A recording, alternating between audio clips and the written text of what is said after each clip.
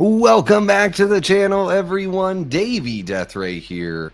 How y'all doing? Holy cow. Seems like the microphone is coming in really hot here. Let me just back that bad boy off there a touch. I don't know what happened. I don't know if maybe StreamYard changed something, but it seems like the background music is so quiet lately. And I like having a nice little bed of music back there. I know that maybe for some folks it's distracting. For me, it's distracting to have complete quiet in the background. But anyways, thank you so much for joining me on a Sunday evening. It is just past 10 p.m. out on the East Coast. Yes, Arizona did not change time, but everybody else did. So now I am 1 hour closer to all of you fine people out there on the East Coast. And I guess 1 hour closer to everybody except for the folks out on the Pacific Coast. So how about that? But anywho, we are going to jump into some fun stuff tonight. So I did notice there's one news item that I want to cover that's totally snuck through, because on Halloween, the Halloween video game people dropped some information on their site along with another little video. So I wanted to jump into that and share that with you guys, so that way we can snip that out and post it as its own little video after the fact. But man, we're really going to be diving into this Rotten Tomatoes top 200 best horror films of all time. And I'm just going to say it flat out, guys. What made me want to dive into this is I am a subscriber to the channel Film Threat. I like what they do for the most part. I try to stay away from their reviews, because especially their reviews of big movies, because they say they're not going to spoil anything and then they immediately start telling you what the plot is. They did that with Superman. And then I think Fantastic Four was the last one where I was like, okay, I can't watch any of their reviews anymore until I've, not only seen the movie, but really know what's going on. So they had covered this top 200 list, and I was like, I listened to it on my drive into work today, and I was just sitting there like immediately getting flustered and just like, what the hell is this? Like, I have to talk about this on the channel because this is such a wild list, especially when we get into the top 10. It's like, I don't know, borderline offensive, I would say. But at least what I'll do here, maybe they got to it at the end of the video over on Film Threat, but I'll give you the preamble as to how they decided that these movies were the top 200, because it's not just the Rotten Tomatoes score. There are certain parameters, so we will get into those parameters, and then we'll still just tear the list to shit. So I'm gonna jump in there and say what's up to everybody hanging out. Holy cow, we have 18 people kicking it with us right now. Thank you guys so much. Hey, make sure you hit that like button, subscribe if you haven't already. We are marching towards 2,000 subscribers here on the channel. We are, I think, like 1915 is where we're at. So we are cruising within the next couple weeks, guys. We could be there. We are less than 100 subscribers away. So very close. And that is a credit to what you guys do, sharing the channel, sharing the videos, hyping up the videos that you enjoy. All of that goes a really long way to getting the channel seen. I get these analytic reports every week from YouTube, and it's awesome to see how much you guys are out there sharing. So thank you so very much. I'll continue to be the host, and I'll continue to put out the videos. I also want to thank everybody that checked out my Halloween franchise ranking for 2025. That video is doing very well comparatively to my other pre-recorded content, and it made me realize, I don't know, let me know in the chat, let me know in the comment section if you're watching after the fact. It made me realize maybe this audience that comes to the Davey Deathray channel enjoys long form pre-recorded content where I really get to just sort of say my thoughts and I'm not in a rush, because that Halloween ranking video covers 13 movies and it was about 44 minutes long. So I am preparing a similar kind of ranking video for A Nightmare on Elm Street, because yesterday was the 40th anniversary of Freddy's Revenge. So I figured what better time than to update my Nightmare ranking, and it's way different than it was last year. I just rewatched those movies in October, and it feels like I finally saw them for what they truly are for the very first time. So I have a big shakeup. There's only 9 movies in that franchise, including Freddy vs. Jason and the remake. But man, there's a lot of movement in that ranking. So I'm going to be working on that. And yeah, anyways, I don't know why I'm talking about that. I just want to let you guys know what's coming up. So, and then I appreciate you guys supporting that ranking video. And I've also got some Scream content coming out because I enjoy Scream. I know you guys, it seems like most of the audience over here is more of a Halloween-driven audience, but I'm going to be covering the Scream stuff. So even if it doesn't get all the views, if I have something to say, I'll say it. And speaking of having something to say, I'm going to say hello to every single one of you guys hanging out here right now. What's happening, Ashton? How you doing? Chester Franklin Jr., how you doing, bud? Gory Tiger, what's up? Gory, always a pleasure to see you. We got Lamontre Gillard in the house. Hey, no worries on being busy, man. It's sometimes it can be really good to be busy. So hopefully you're busy with all good things and work and everything like that. So we appreciate you stopping by and saying what's up, Lamontre. And hopefully you get to check out the live streams that you miss on replay. We got Paula Fitzhenry in the house. What's happening, Paula? How are you doing? Davey Jones. What's happening, Davey Jones? Yes, I did change my profile pic. Guys, this is my new little avatar. This is the new rebranded logo. We're not rebranding the channel, but we're rebranding the logo. How about that? I figured it was time. We've had the other one for about 2 years, a little over 2 years. So yeah, there you go. What's happening, Antonis? How you doing, bud? So good to see you. We have got, Halloween was good, Antonis. I handed out candy over at my parents' house, and I stood up on the porch, like very still, as if I were a statue in my Michael Myers garb. And as the little children walked up to the house, and they got really, really close and comfortable and thought they were just getting candy, I scared the hell out of them. It was a lot of fun. It was good stuff. What's happening, Shoddy? How you doing, bud? Who else do we have in here? We've got... oh, and I totally forgot to say, Antonis just recently became a channel member yet again. Thank you so much for coming back to channel membership, Antonis. You rock socks, man. Just wanted to give him a shout out there. Stephanie Hinkle is in the house right now. Says, I clicked the wrong link and ended up in some Chinese game show. Well, maybe I should rebrand the channel. And maybe I should rebrand the channel to only do Chinese game shows. I don't know. Let me know, Stephanie. Let me know what you think. Let's see. Who else do we have in here? King Matthew the Third. What's happening, King Matthew? How are you doing, sir? We got JG Michael in the house. Says, where's the option for I don't care what RT thinks or what Horror Pants thinks since I'm not cattle? Sorry, I'm grumpy today. Oh, you know, that happens sometimes, JG. I think there is kind of an option. I guess you could just say sometimes depends on the movie, right? I don't know. Okay, let's see here. We got Saucy Jack's Boneyard. Says, I don't even pay attention to Rotten Tomatoes. And usually I don't either. Sometimes it's just curious to know what they're saying about a movie. Although I would never, let them dissuade me or convince me. But sometimes it can be interesting to just compare against like what my temperature is on the film. But when I saw this list, I was like, oh my gosh. Some of it's just so wild that I have no idea. We'll get into it. We got Linda, one of our great channel members. How are you doing, Linda? So good to see you. Of course. We got Trashbox Mandy in the house. Says, hey kids, going through the whole list tonight, Davey. A machine. Yeah, we'll cruise through some of them. I haven't seen all 200 of these movies. However, well, we'll get to it. I'm just going to keep on saying that. We'll get to it.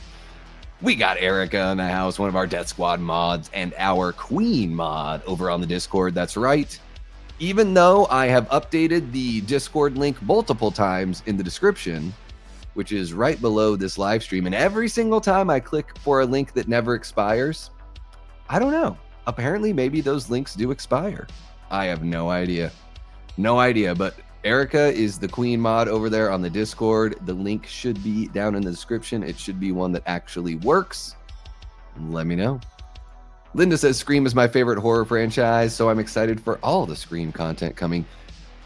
Linda, yes, my 5 things I want to see in Scream 7 video. I'm very, very pumped about that one. Hey everyone, need that new logo for the Thanksgiving watch party tonight? Well, I might have a Thanksgiving logo that I will roll out as we get closer. I'm not going to have the Thanksgiving logo for the whole month of November. Thanksgiving hasn't earned, what Halloween has earned. So we'll see. But I will probably get one rolling out there here relatively soon. Welcome on in to the chat, Brett, man, one of our great channel members and Death Squad mods. We got A-Troll Camel now. So what's happening, A-Troll? So good to see you. Ryan Underwood, another one of our great channel members, asking what's good. Just going to rip on some Rotten Tomatoes list that I don't take this stuff seriously. I just like having fun with it. So, but I will say, yes, the top 10, maybe a little bit offensive, but we'll get to it. We'll get to that.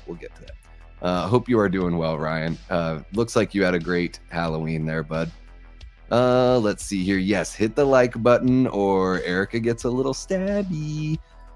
Ben Grimm, one of our great channel members, says need to make your own top 200. That's a lot of movies. I could do a top 100 maybe. I don't know. Do you guys want to see something like that? Like at the end of the year, like a New Year's Eve special, my top 100 horror movies of all time. That would be wild. I am going to do best of the 2020s so far. I think I'm going to do that. I don't know if it's going to be like, I don't know, top 25 of the 2020s, top 20 of the 2020s so far, something like that. Thank you, Saucy Jack. Love the Vanilla Ice I guess he's wearing a Waldo shirt there. Love the icon. Thank you for sharing that, Erica. Appreciate you. Let's see here. Who else do we have? It looks like we're all caught up.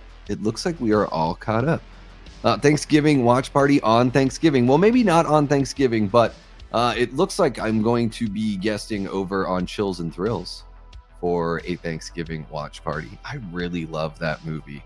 To me, it's like a 4-star, 4 out of 5, maybe 4.5. It accomplishes what it wants to be so exceptionally well. I love Thanksgiving so much.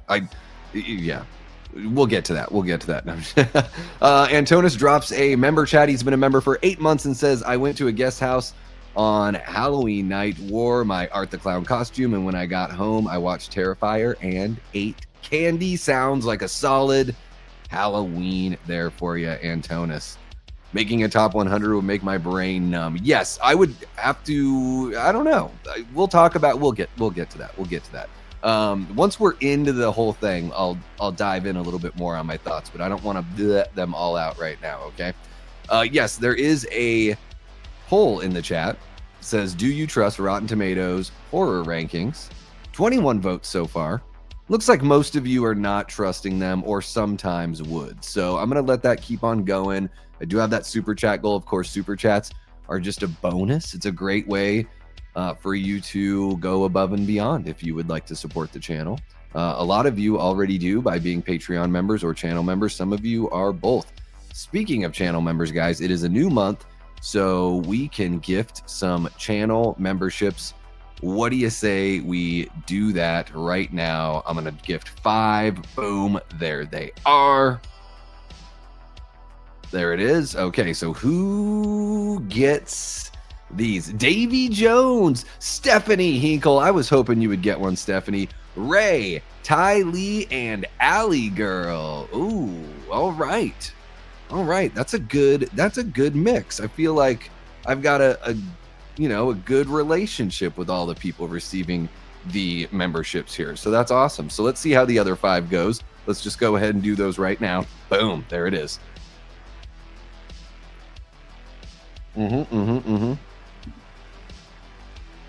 Derek S. He must be lurking.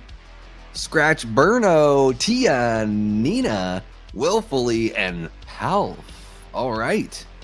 Well, welcome all of our 10 brand new. Well, some of you are new and some of you are returning channel members. So welcome on in. Yeah, Willfully, is that somebody that you've recently started following, Erica? Does he do like gaming streams? Is that what he does? I think that's what he does. Something like that. Anywho, guys, let's just jump into this story really quick. I want to cover this and then we will jump into the task at hand. I don't know why. There we go. This is the ticker that I want on the bottom. Although you can let me know what you think of what you want to see from Scream 7, all that kind of fun stuff. Thought I had the right one going. Whoops. All right. Discord server, super fun. Watch parties, mixtapes, all sorts of fun trash talking. It's great. It's good fun. Let's go ahead and jump into this, guys. So, as we all know, next September, we're getting a brand new Halloween video game from the folks over at IllFonic. Gun Media is in the mix, working with them as well. And ultimately, this is coming from, Compass International and, Malika Akkad with John Carpenter on there to executive produce, which probably just means that they got his blessing with the direction they were going in. And maybe occasionally he steps in and sees what they're doing, because I know he's a big gamer. So I would imagine he might actually want to play this game. That would be wild. Wouldn't that be wild to be John Carpenter and be like, I'm super incredibly old, super duper incredibly old, and here I am playing a video game version of this character that my friend Deborah and I created way back when. Pretty wild. So let's go ahead and jump into this. It is over on the Halloween, the game. HalloweenGame.com is the actual name of the website. So let's jump into this. I'm going to do this. I'm going to give a little fresh intro here, just like I do usually on my News Bits videos. So I appreciate all you live folks that are hanging out. You get to see a little bit behind the curtain, as it were. So, okay.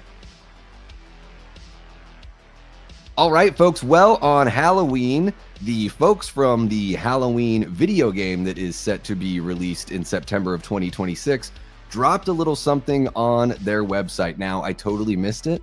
That's on me, but I heard little rumblings about it, so I wanted to go over to the site, check it out, and it looks like we've got some new pictures and there's a video from YouTube, but I think it's just the still pictures with some narration kind of explaining how some of the gameplay mechanics are going to work. So I have not dove into the article yet, and I scanned through the video to see if there was actual footage. It doesn't look like there is, but I've yet to actually sit and watch the video. So I wanted to cover that with you guys and see what you all think.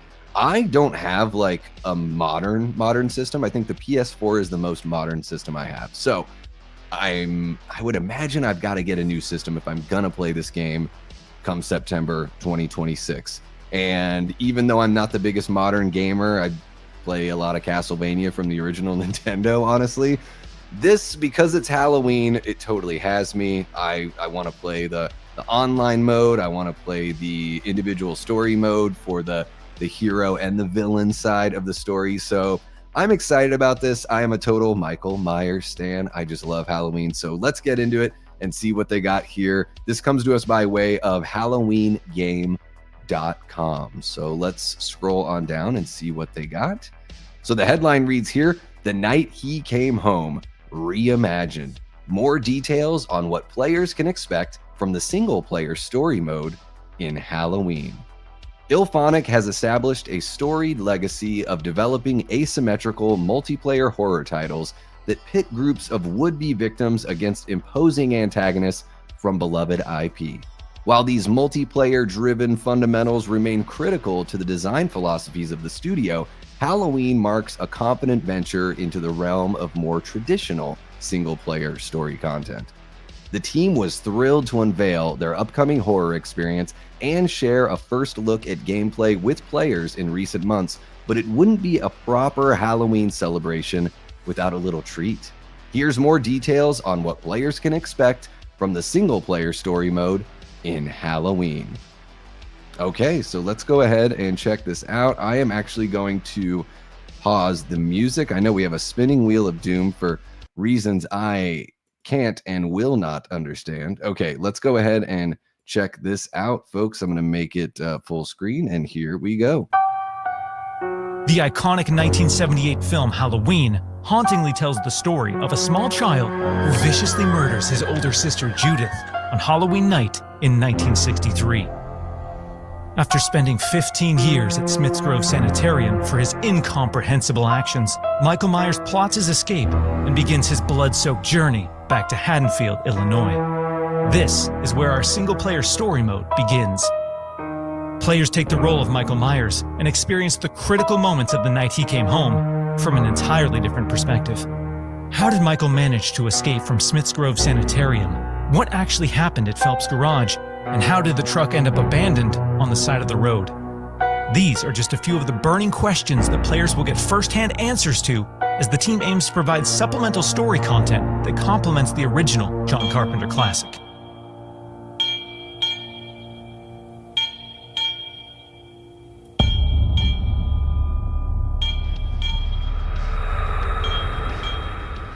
Okay.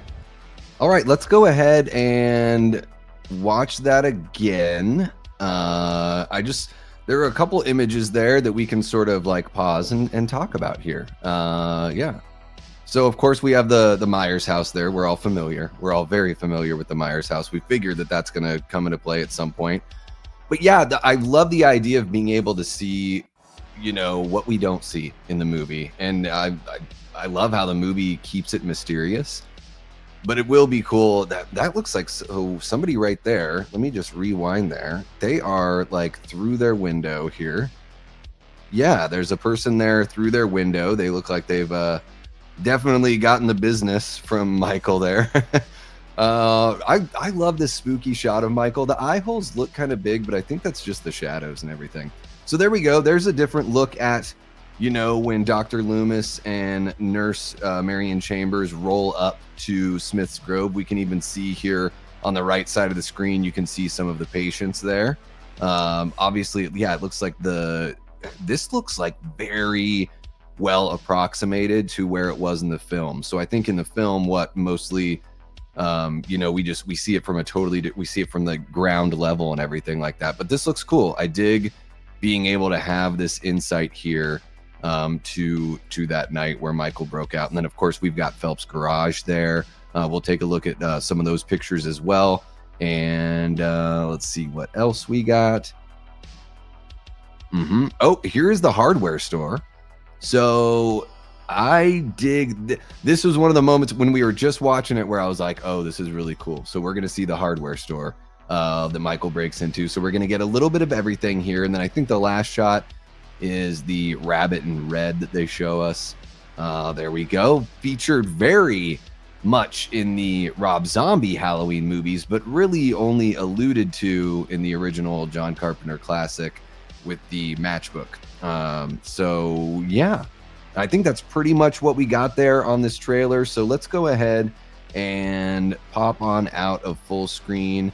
And yes, it looks like right here we've just got the synopsis. We don't need to go over that because we are hardcore Halloween fans, so we don't need to do that. But here, I'll jump on down to, you know, after the main synopsis here, the article goes on to say, how did Michael manage to escape from Smith's Grove Sanitarium? What actually happened at Phelps' garage, and how did the truck end up abandoned on the side of the road? These are just a few of the burning questions that players will get firsthand answers to as their team aims to provide supplemental story content that complements the original John Carpenter classic. In addition to reliving unforgettable film moments with familiar faces, the single-player story mode in Halloween will also feature new locations and scenes introducing our brand new cast of Haddonfield civilians who serve as playable characters in the game's multiplayer component.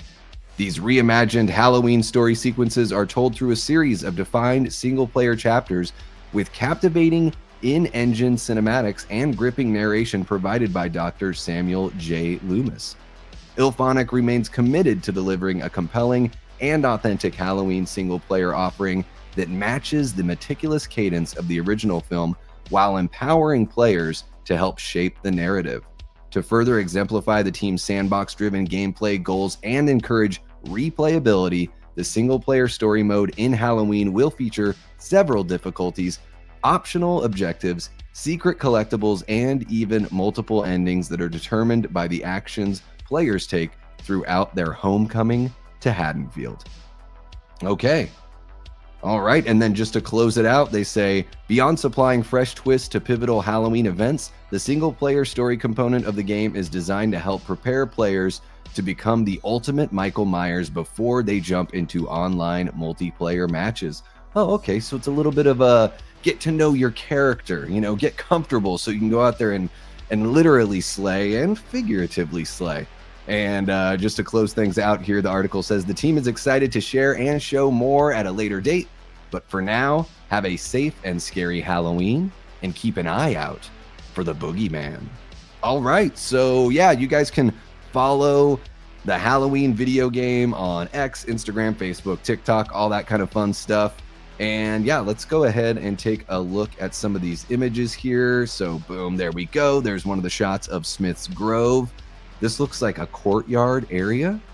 Yeah, okay. So this was from the gameplay footage, as is this shot of Phelps Garage. It's easier to see the Phelps Garage name up top there, and Michael's just being a total creep, hanging out as he will. But yeah, whenever we get news, any little tidbits about this game, I'm going to want to cover it because I'm just so excited, and it's very rare that I even get excited about a video game.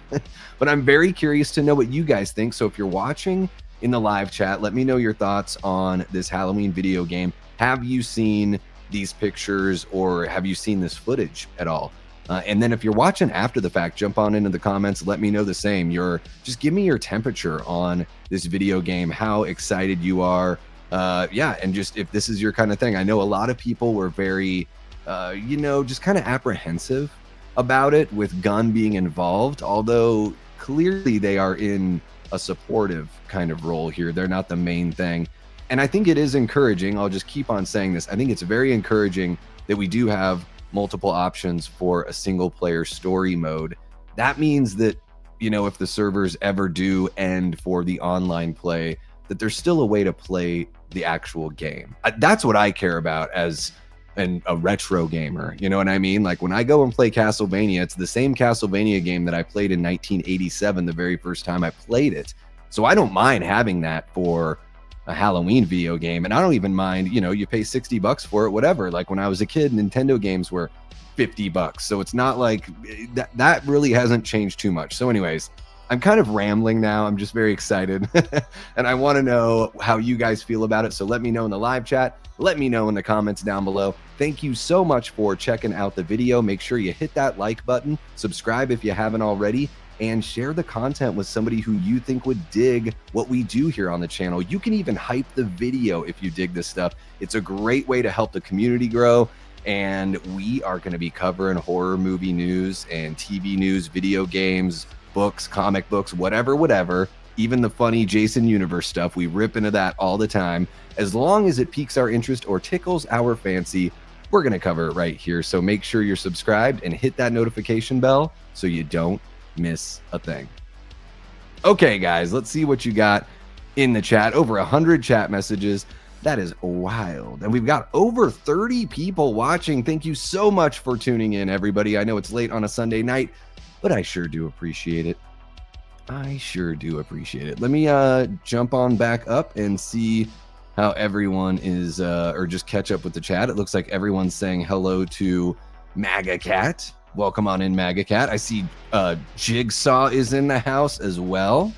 So, okay. Let's see. Ooh, we got Joel from Dark Room Reviews. How are you doing, Joel? Thank you for joining us here.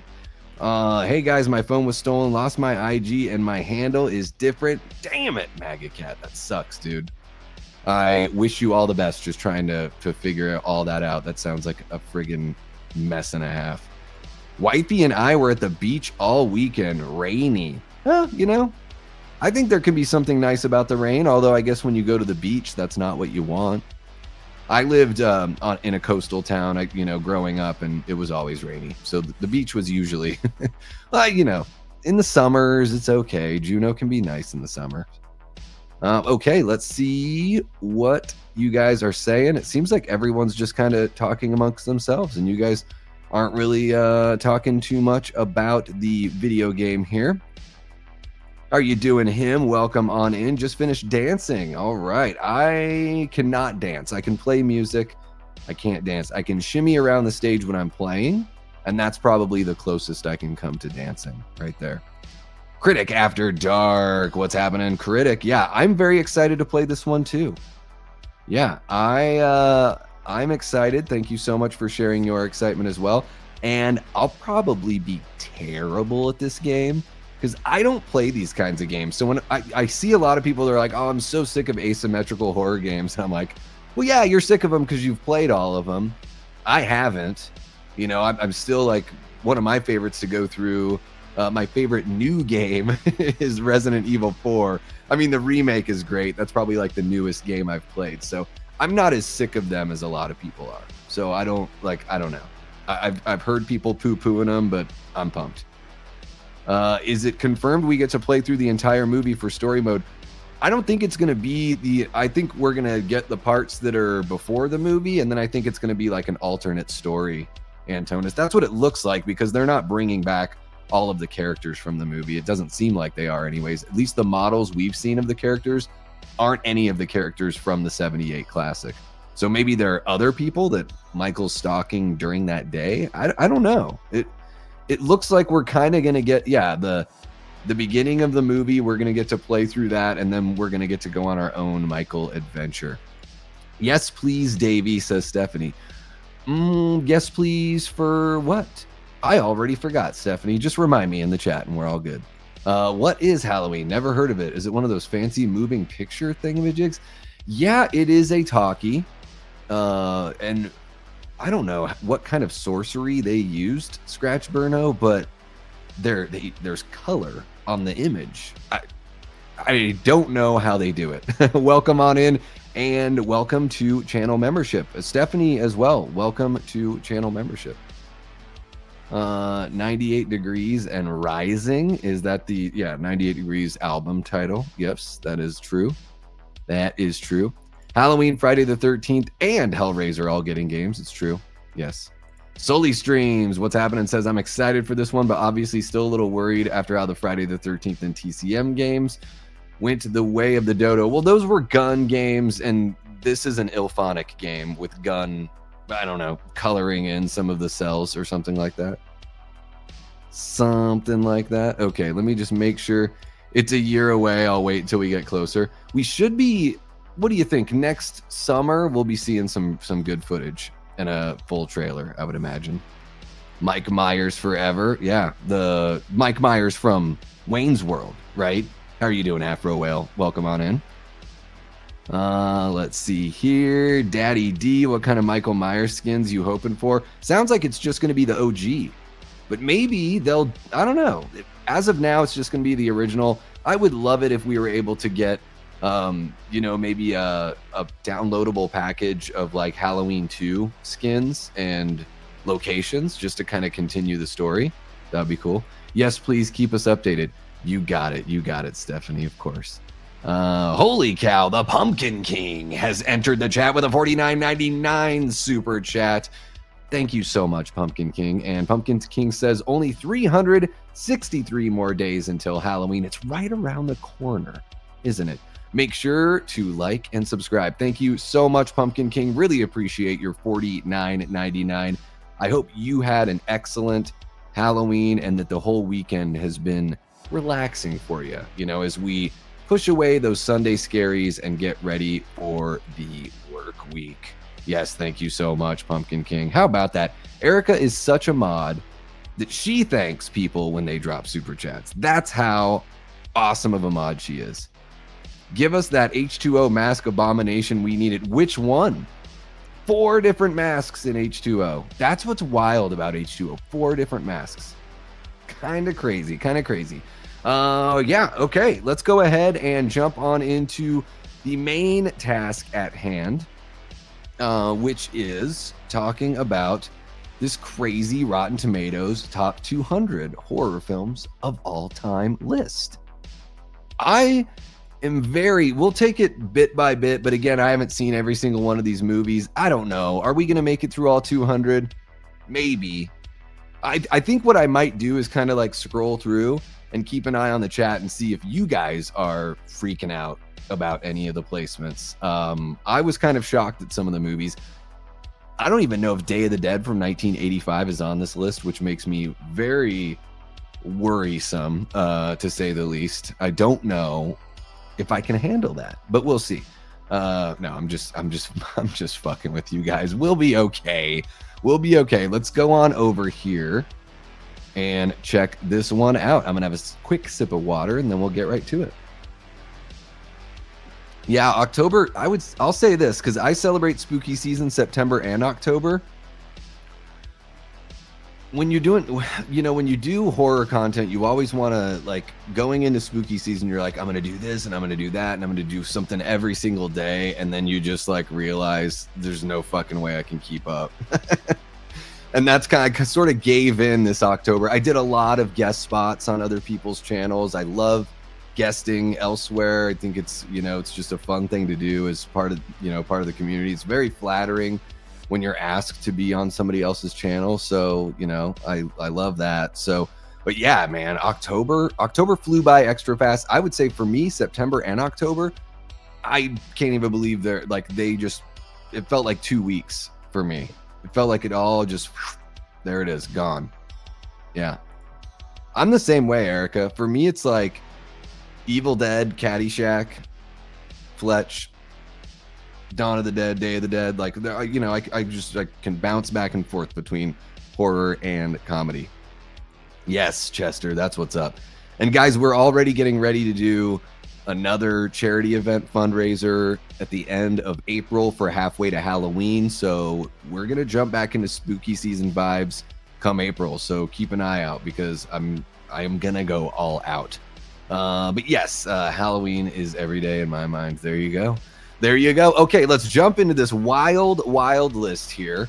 We're going to give it some context. This is from Rotten Tomatoes, the 200 best horror movies of all time. And let's hear it from the folks there at RT themselves. They say, new year, new boo. We're revamped, fangs and all. Our guide to the 200 best horror movies of all time, with critics and audiences now coming together in hellacious harmony to pick the freakiest, frightiest, and freshest from horror movie history. Now, they list a whole bunch of movies in here, but really what I'm interested in before we get to the list is this paragraph down here that says, to sort the list, we're using our recommendation formula, which factors in both the movie's tomato meter and audience-driven popcorn meter, along with the film's number of reviews and year of release.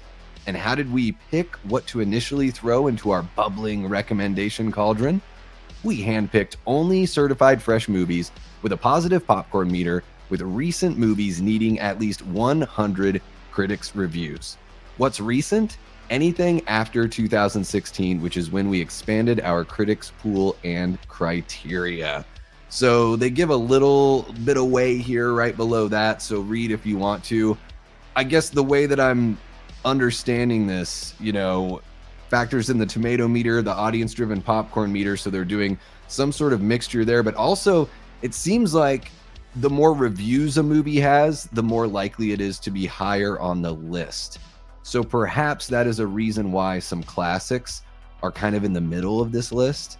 A lot of classics that would probably be in most people's top 10, which is, it's a very weighted kind of scale, right? Because as they say here, they go back to anything after 2016, which is when we expanded our critics pool and criteria. There's way more movie critics out there, right? So a film's number of reviews, a movie like Texas Chainsaw Massacre probably doesn't have as many reviews as a movie like Texas Chainsaw Massacre 2022, right? Or even like the 03 remake, or probably doesn't have as many reviews as Terrifier 2. So we are in an era now where more people are in the review pool. And so it seems like maybe that will explain why the top 10 especially is the way that it is. I think in the top 10, there's just one or two movies before the year 2000, which is wild. And I have all sorts of stuff just falling off my chair, apparently. I didn't even know I had things on my chair. So anyways, let's go ahead and get into this list. Now that we know how they're doing all of this, and I'm just going to make sure, okay, so everything looks good. You guys can hear everything. Perfect. Love it. Let me just go ahead and get to number 200 on the list. Oh, don't look. Don't look, you bastards. Don't you look. Don't you look. Okay. So going to number 200, Christine. So you might think to yourself, oh, there's no reason to get too upset with Christine at 200. Okay. Yeah, maybe. I guess there could be 199 horror movies that are better than Christine.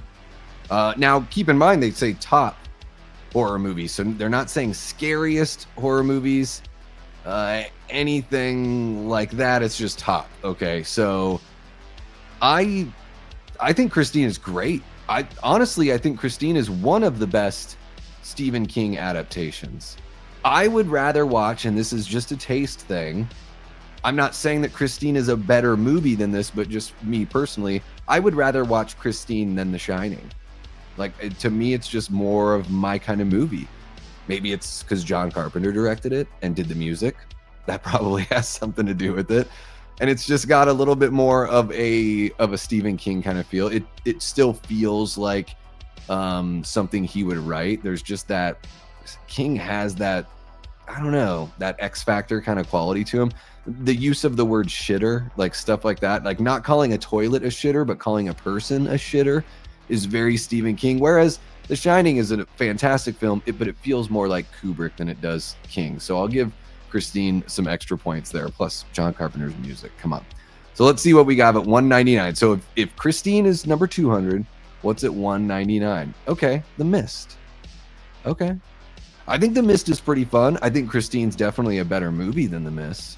Yeah, and I would say just basically because of, you know, some of the CG in The Mist is like, plus it's, I would say The Mist is very derivative of like Night of the Living Dead. Feels very derivative of that, just with a different, you know, villain or a different antagonist. But all the stuff that happens in the store is very George Romero-y, whereas Christine just feels a little more, you know, a little more of its own. Phenomena, aka I think it's Creepers is what this is called out here in the States. This is a classic Dario Argento. 198. Let's see. Let's see if we can find one. Eden Lake. Now this is a movie I've never seen. Eden Lake, a brutal and effective British hoodie horror that, despite the cliche, stays on the right side of scary. You guys have to let me know in the chat. This movie, I've not heard hardly anyone talking about this movie, but here it is. It's in front of Phenomena, you know, The Mist, and Christine.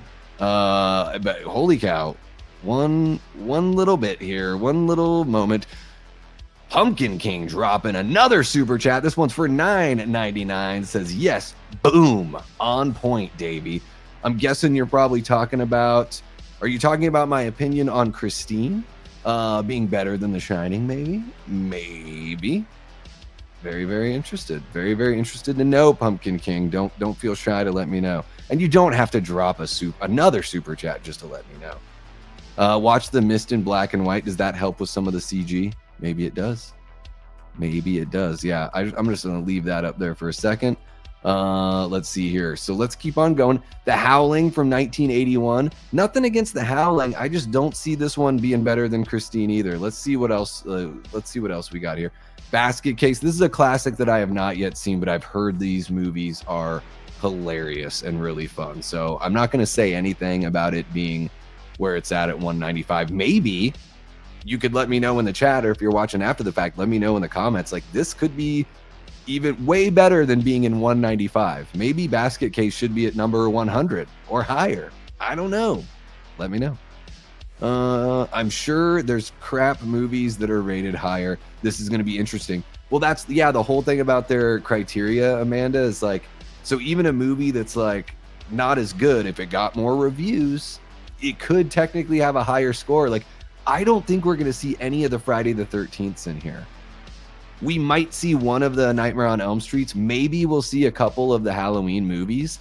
But if you look at Rotten Tomatoes for like Friday the 13th, I think most of them are in like the 30%. It's like, it's pretty wickedly low as far as ratings go. Let's see here. We've already got another super chat from Pumpkin King. Another 9.99er says, "Oh my god, excellent, brutal movie. Eden Lake was Fassbender's first movie. Oh shoot, this movie haunted me for months after I saw it." Okay, so maybe Eden Lake is rightly in that spot, or do you think it should go higher? I don't know. Davey, you have to say what movies you want on the list if you haven't seen them. Well, gosh, I mean, there's 200. It's tough for me to say, you know, I don't know all the movies on the list. There might be a couple missing from here. I guess I just find it hard to believe that to start the list off that Christine is at 200, but we'll see what else they got here. And thank you again so much, Pumpkin King, for the 9.99er. Guys, I think that just leaves 2 more super chats to reach our super chat goal, but let's go ahead and jump back in here. So Basket Case, I gotta watch this one, and it sounds like I have to watch Eden Lake as well. Planet Terror, man, I'm not the biggest fan of the Grindhouse movies. I think for both of these directors, they're like middle of the road movies for them. I would say that Death Proof is better. I think it's a little more interesting to me. Planet Terror just seems like, don't get me wrong, I don't think Robert Rodriguez is trying to do something like super serious. Clearly, both movies in Grindhouse have that grindhousey feel. Planet Terror just never really, I don't know. I like wild kind of zombie movies, and this one just didn't really, I don't know.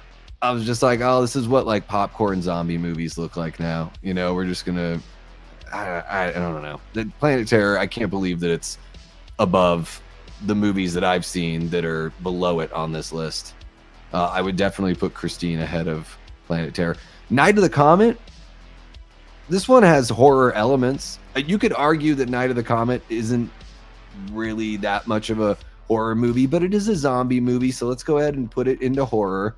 This one is fun and lighthearted, and it's kind of like Chopping Mall meets zombies, you know. I could see this one being slid back on the list for sure. Blood and Black Lace from Mario Bava. Now, I get why they're putting it back here because it's from 1964, and it does have, I don't know, a little bit of a soap opera kind of feel. Blood and Black Lace. You know, but I'm such a huge Bava fan. I mean, the lighting in this movie alone, some of the kills are really thrilling. There's some really good tension in Blood and Black Lace. I'm not going to destroy this list for putting it at 192, but I think this movie is a lot more influential than the reviews would probably suggest. You know, speaking of Tarantino, who had the other movie on the bill with with Planet Terror, I think a lot of what Tarantino does to me feels very Italian in the Mario Bava kind of style. So I would probably put Blood and Black Lace, for me, it would probably be in the top 100. If I did like a 100, best horror movies of all time, I would probably have this movie in that list. It's tough to say where. I would certainly have it above Ju-on the Grudge, which I think Ju-on the Grudge is okay. I think after The Ring, a lot of these movies, the J-horror kind of spooky spirit movies, are all kind of tough to make heads or tails with them. I think The Ringu, I think it's got way more of like a through line and a straightforward narrative, whereas Ju-on just seems like a bunch of little short stories mixed together that I can't even tell how they're connected really. So I'm sort of surprised to see this one, in front of all the movies that have been, behind it on this list so far. I don't know. Maybe I'm just crazy. Maybe I am. Davey, OMG Band, love Planet Terror. Yeah, I mean, I think it's fine. What did Planet Terror do that was so amazing? I don't know. It seems like it doesn't. I don't know what it brings to the table that wasn't already there, I guess. Yeah. I guess that's how I feel. Antonis Andriotis dropping a $4.99 super chat. Doesn't even want to say anything, just wants to drop the $4.99er. And there we are, guys. We are 4/5 of the way to our super chat goal. You all are amazing. Thank you so much for being supportive. Antonis, thank you so much for the $4.99, bud. I like Death Proof over Planet Terror. Don't hurt me. Yes. We need a Planet Terror watch party stat. Okay. Jay Beach, what's happening, Jay? Welcome on in. More like Planet Meh. Oh no, Blood and Black Mass. I don't know. I really like Blood and Black Lace. Granted, it feels like 1964. You know, it's not like Blood and Black Lace is pushing it the way that, you know, Twitch of the Death Nerve / A Bay of Blood pushed things. You know what I mean? We'll see, like, is A Bay of Blood even going to be on this list? I don't think so. Like, I would be very surprised if, if Bay of Blood were on this list. So let's jump back in to the list and see what we got. Cat of Nine Tails from Dario Argento. I have not seen this movie. But it looks like this is not a lot of horror movies that have cat in the title end up being anthologies. This does not look to be something like that. So I can't speak to the Cat of Nine Tails, but I can say that Dario Argento, at least for a very solid few decades of his life, was making very, very good movies. The Brood. This is one of the Cronenberg movies I have not seen. A mad doctor, Oliver Reed, tries psychoplasmic therapy on a raging woman, soon to be a mother. This woman's raging. Interesting. Art Hindle is there. I like Art Hindle. You know, Black Christmas. What else is he in? Oh, he's in Porky's. Love Porky's. Trick or Treat from 2007, here at 188. I think that's fair. I think it could be moved up a little bit. I could see this one in the 150s, something like that. I mean, a really solid Halloween anthology film. I don't know what to say about it that hasn't been said by most YouTube horror content creators within the past couple weeks, so we'll just keep on going. The Tenant. Roman Polanski. I don't even know if I've ever heard of this movie. In Paris, isolated European or Eastern European rents an apartment in a spooky building whose inhabitants. Okay. I have not ever heard this one. Let me know, guys, in the chat. The Tenant. Have you guys seen this movie? What do you think? Let me know. Don't get the hype with that movie. Oh, are you talking about the Blair Witch? It might be in there. Scratch Burno says The Brood is a cool one.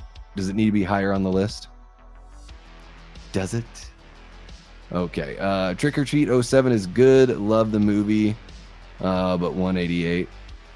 I don't care for Trick or Treat, says Erica. Or didn't care.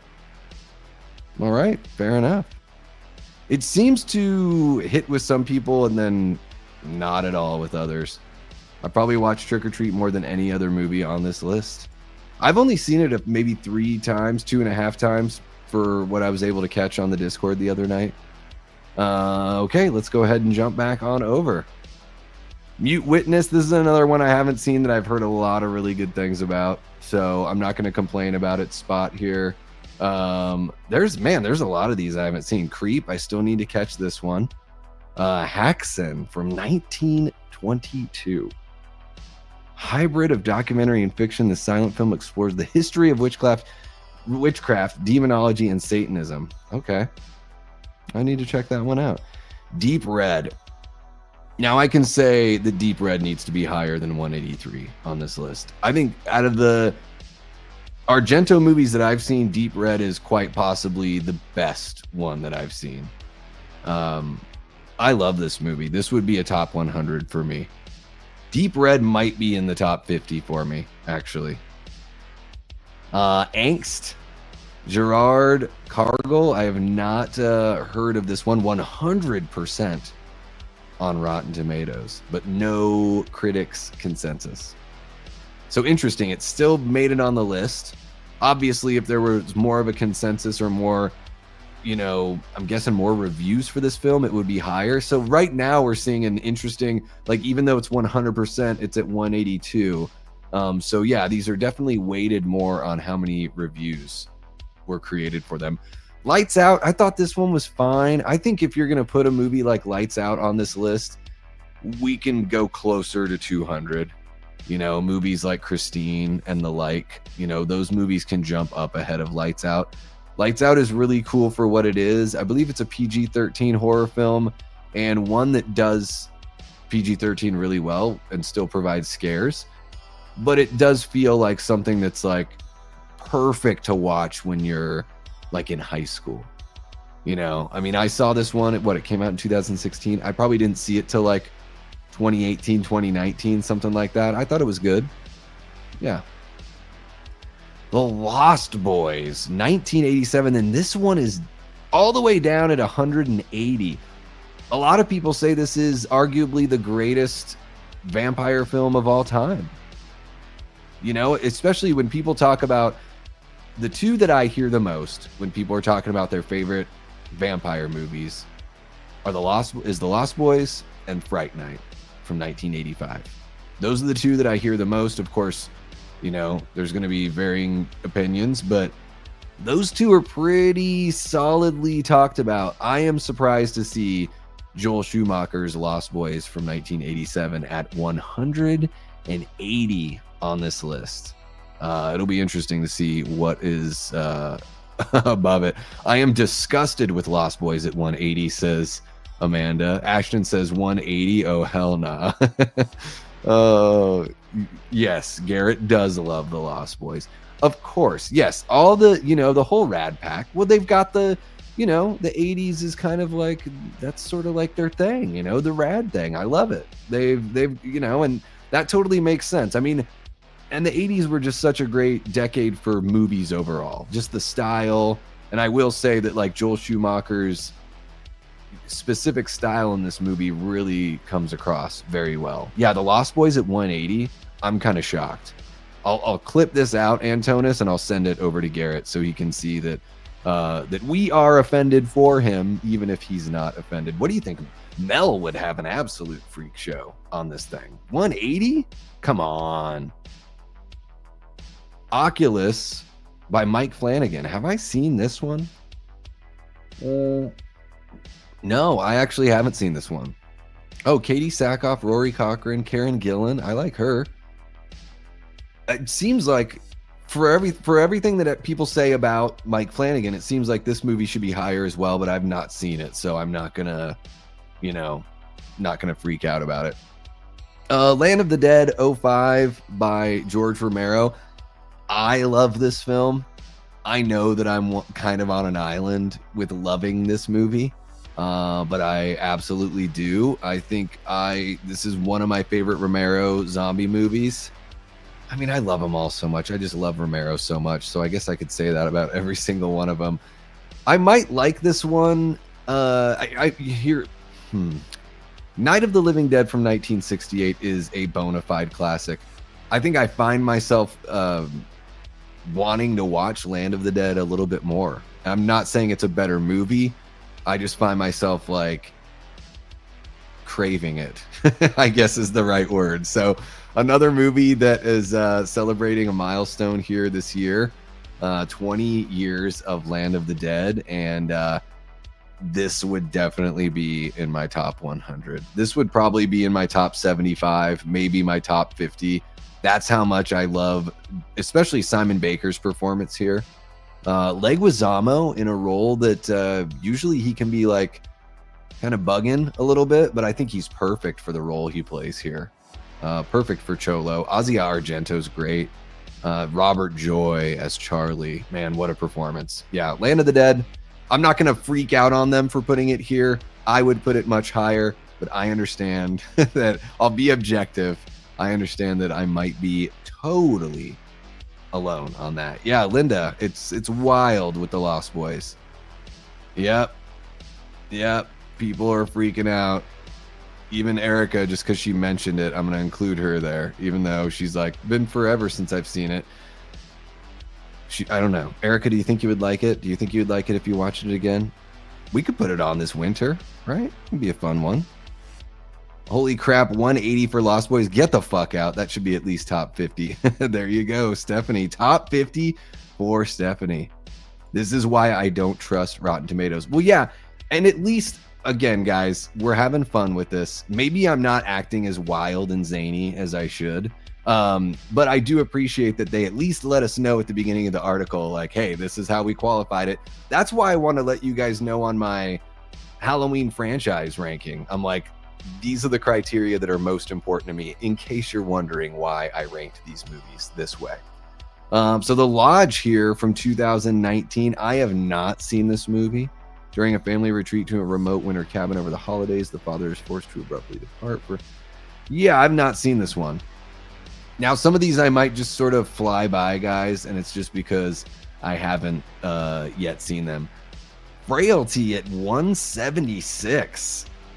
Oh, I don't know. I mean, I guess, so if you're going to consider this, if it's on this list, they're considering it horror. So we'll consider it horror for our argument. You know, Cody Leach was on the show or on the channel the other week for our marathon fundraiser. And he mentioned this movie as, you know, one of his favorites from the 2000s, and a movie that he will name drop when people are asking about a deep cut or something that's just, you know, something that they might not have heard of that they'd really enjoy. And yeah, Frailty is man, 176. I'm thinking if you're putting this movie on if you're considering this movie to be like a straight horror and on this list, 176 is pretty low for a movie like Frailty. But again, I guess it depends on what kind of criteria you're using to grade. Wes Craven's New Nightmare at 175. Okay, so here we go. We have our first A Nightmare on Elm Street entry. I'm curious to know which other entries from this franchise make the list. Maybe just the original and Dream Warriors after this? Maybe.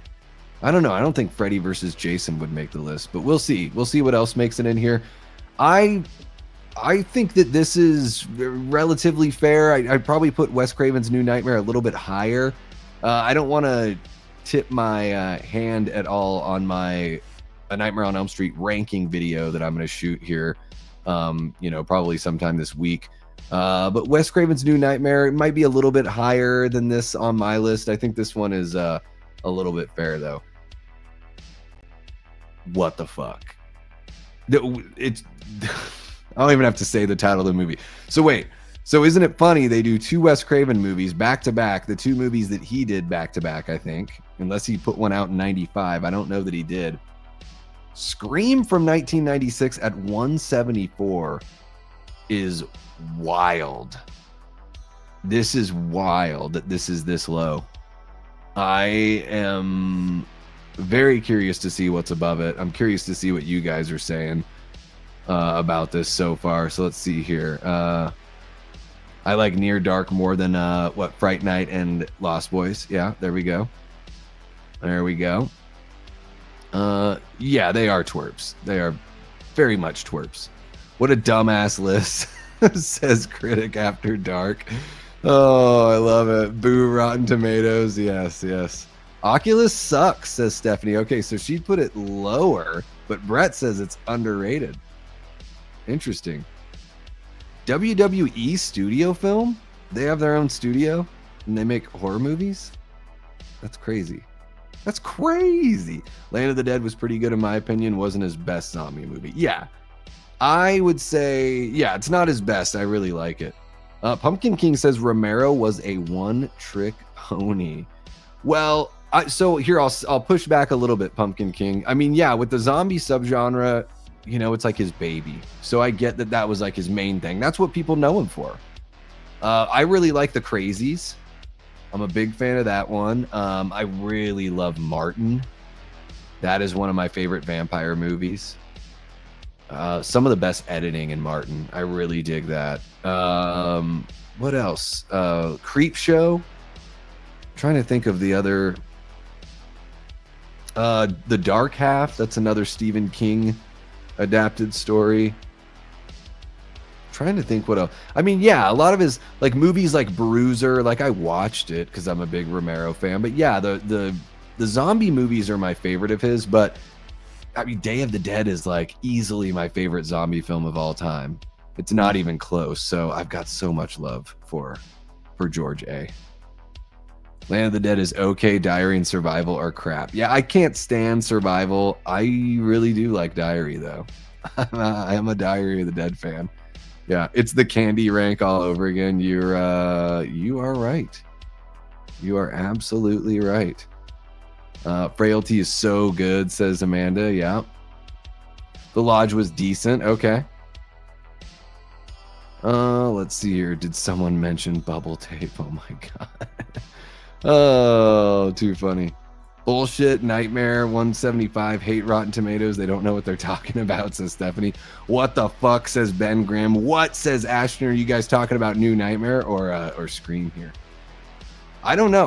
I would say a good amount if we're combining the two. Yeah. Give Freddy his flowers. Yeah. There's like 3 good movies in the franchise. I'm just messing with you. Scream at 174. The fuck? Ban Rotten Tomatoes immediately. Yeah, Scream should be. I think Scream would be for me like in my top 50. Yeah. I'm flipping tables. Scream at 174, says Linda. Wes Craven's New Nightmare was good. The Freddy look was great. Heather did a great performance. And Miko, yeah, I really dig Wes Craven's New Nightmare. I think that maybe some of the shine is worn off on it, but I really love what they're going for, and I think for the most part they attain it. It's yeah. Well, just wait until you see the stuff higher on the list. We'll get cruising here so we can kind of play a little catch up. Look at that, the Pumpkin King dropping in a 1999 super chat. What the actual F? Scream at 174. This list be wrong, says the Pumpkin King, and the Pumpkin King tells no lies. Thank you so much for the 1999 Pumpkin King. And there we go, guys. We reached our super chat goal. So I will host a deep dive live stream about the film of your choosing. And Pumpkin King, since you gave 4 of the 5 super chats, do you want to pick the film that I do a deep dive live stream on? Let me know. If you don't, then what we can do is I can just pick a handful of movies and we can do a poll. How about that? Yes, absolute garbage. Everyone throw them tomatoes. Yes. Okay, let's jump back in and see what we got. Okay, I thought I saw. Did I see one of our buddies here? I thought I saw. There we go. Mark of Tales from the Shelf. How are you doing, Mark? How was your Halloween, man? I hope it was damn good. You went and saw the Blair Witch Project at a theater, right? I just saw a post on Insta. Pretty sure that I did, unless I imagined it. All right. Pumpkin King wants me to do a deep dive live stream on Eden Lake. Okay, so I'll have to watch Eden Lake. Okay. Let me bring that up so I don't forget. Eden Lake. There we go. Okay. Should be able to find a copy of that. But oh yeah, guys, Scream from 1996 at 174. What in the actual hell? Were you guys ready for this to be the next one? Were you guys ready for The Exorcist to be number 173? And I will say this, I'm like, The Exorcist to me, it's not in my top 10. I think it's a really well-made film, and I certainly respect it for what it is, but religious horror movies don't really do it for me as much.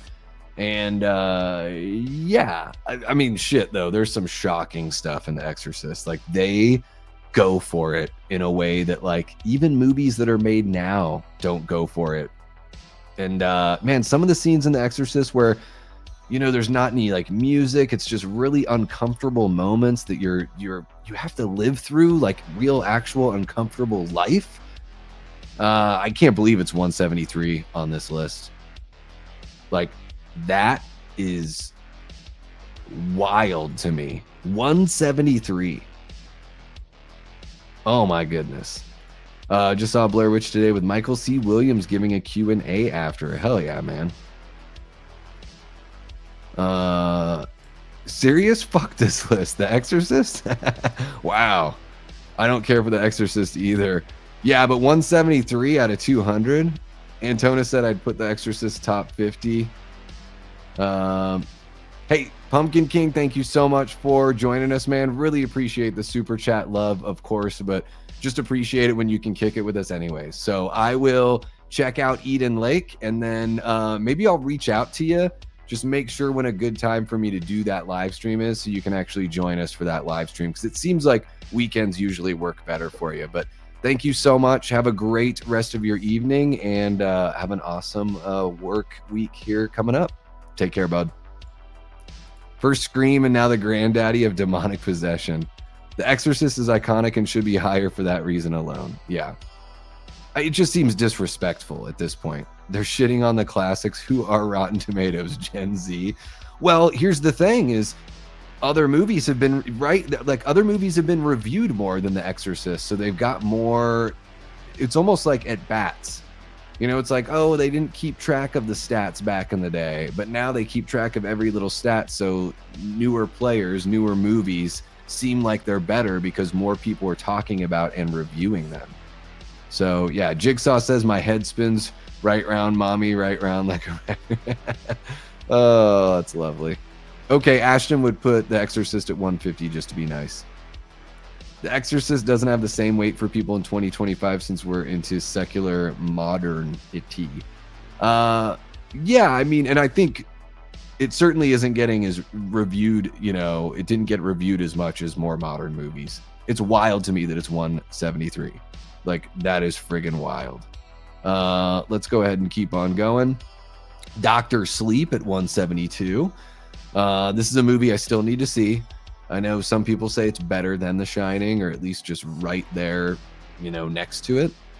So maybe this is appropriate.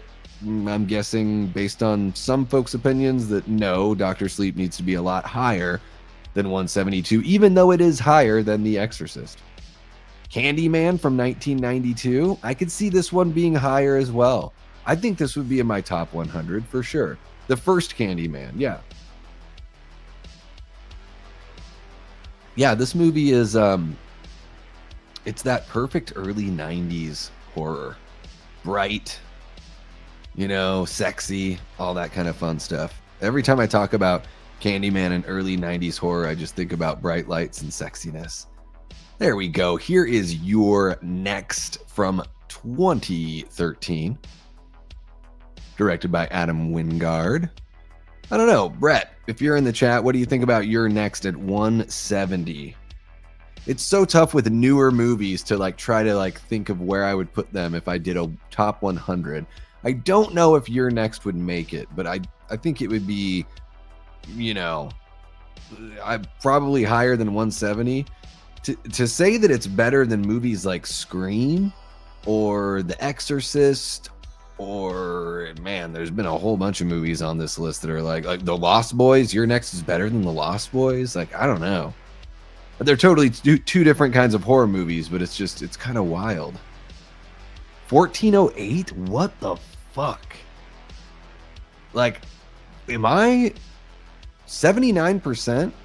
I don't think 1408 was bad, but it just seems like really meandering to me. I don't know. And I like John Cusack. I like Samuel L. Jackson. Like, it had nothing to do with the performance. I just think that, like, when I watched it, I was like, I don't know if I'm really interested in this. It was just kind of, it was boring me in real time. Let's see what we got. I think Dr. Sleep is over 3 hours. Oh, it's hilarious. This list is pissing me off. I can tell, yes. Yeah, I know you're a fan, Brett. Yeah. I lost my V card to The Exorcist. Oh my goodness, Stephanie. Oh my goodness gracious. I don't think I lost my V card to a movie. I lost my V card in a kitchen. JG Michael loves The Exorcist. This list is ass, says Saucy Jack's Boneyard. Davey's going to send everyone to bed angry doing this whole list tonight. It's payback for Bubblegum Gate. Yes, it is. Yes, it is. Such BS, but at least your next made the list, so can't be too mad. Hate that it is higher than Scream, Exorcist, Lost Boys, and Dr. Sleep. Yeah. Wingard hasn't made anything I've really dug or wanted to go back to. I guess, where else do I know his name from? I mean, it's familiar just from, you know, from Your Next, but JG says, I don't find Your Next frightening. There's more upsetting home invasion. James Cullen Bresak's Hate Crime is probably the most horrifying home invasion in recent memory. I have not heard of Hate Crime. Yeah, I think Your Next is like fun. It's really fun to me. I never found myself scared, but I really liked I appreciated that it was a little bit of a shakeup on the genre. Yeah, 1408, meh. Yeah, not a big fan. Yeah, is what it is. It's just like, it's fine. Yeah. No, I know. I'm always doing that. Yeah. This is why I had a film professor that I did not want work cited from Rotten Tomatoes in any shape or form. Yeah, I mean, you shouldn't cite sources from Rotten Tomatoes, and it's just any other, it's just reviews. It's like, we don't have to listen to the reviews. The Shallows at 168. Now, don't get me wrong, like, I recently watched The Shallows with my buddy Cecil on the channel. You can actually, my very first watch was a watch party here on the channel. So if you want to check that out and you have a copy of the movie, you can experience my very first time with that one. And Cecil's a big fan, and it was good. Like, I think it's a really solid shark movie. I don't think it's better than Scream. I don't know. I think I like Christine more, and Christine was number 200. So, and I'm just picking two, just, randomly. But The Shallows to be up here on this list is interesting for it to be so high. Halloween 2018 by David Gordon Green. I really love this film. I'm not gonna bitch and moan about it being at 167, as long as the original Halloween is in a good spot. But I really love Halloween. It did this thing where I was like so high up on it, kind of came back to earth, and then this year I watched it a couple times and found myself really enjoying it. And it kind of moved around in my in my ranking there. Yeah, this is, I'm okay with this. I'm okay with the Legacy sequel being at 167. House on Haunted Hill from 1959 at 166. Okay, I mean, these movies are like, I don't know. This is ridiculous. Like, I'm not saying House on Haunted Hill 1959 is a bad movie, but it's above some movies that are like really friggin' good. And House on Haunted Hill is, like it says, campy by modern standards, but spooky and atmospheric. Yeah, it's just it's one of those old movies from the 50s where like all the adults are just drinking the whole time. Like every adult character is just like, well, let's go get another drink and talk about what just happened. So it's just sort of like, there's a lot of movies that were like this at the time. Don't want to take anything away from, Castle or, Vincent Price, of course, but I think House on Haunted Hill at 166, I don't know if it's better than many of the movies that are behind it on this list. Creature from the Black Lagoon should probably be a little bit higher. Although I've always been more of a Frankenstein kind of guy, and Dr. Jekyll and Mr. Hyde. But yeah, I mean, I could see this one being a little bit higher because The Creature is just one of those creatures that people really, really love. The Conjuring 2, is this one going to piss off Brett as well? Conjuring 2 at 164. I think I'm okay with it. Because these movies, there's so many of these movies. I mean, here's what I'm not okay with it being above The Exorcist. I just feel like a lot of these movies are very like, it either reminds you of The Exorcist or it reminds you of Poltergeist, or a little bit of the two combined. And I've said it before, I'll say it again. The quote unquote true story horror, I don't find myself enjoying very much because they make up a lot, and I'd rather they just make up the whole thing. And when you're talking about Ed and Lorraine Warren, there's even more shit made up. So, I mean, they're basically shysters. So what can you do? Kind of crazy. Conjuring 2 is ahead of Scream and The Exorcist. That is wild. I'm going to catch up with you guys, see what you guys are saying here. I'll be back for the top 50. Yeah.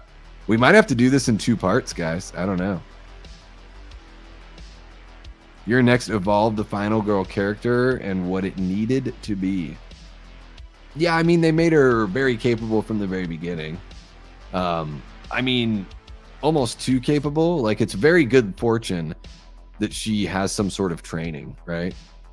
It is very good fortune for her. Shallows, meh.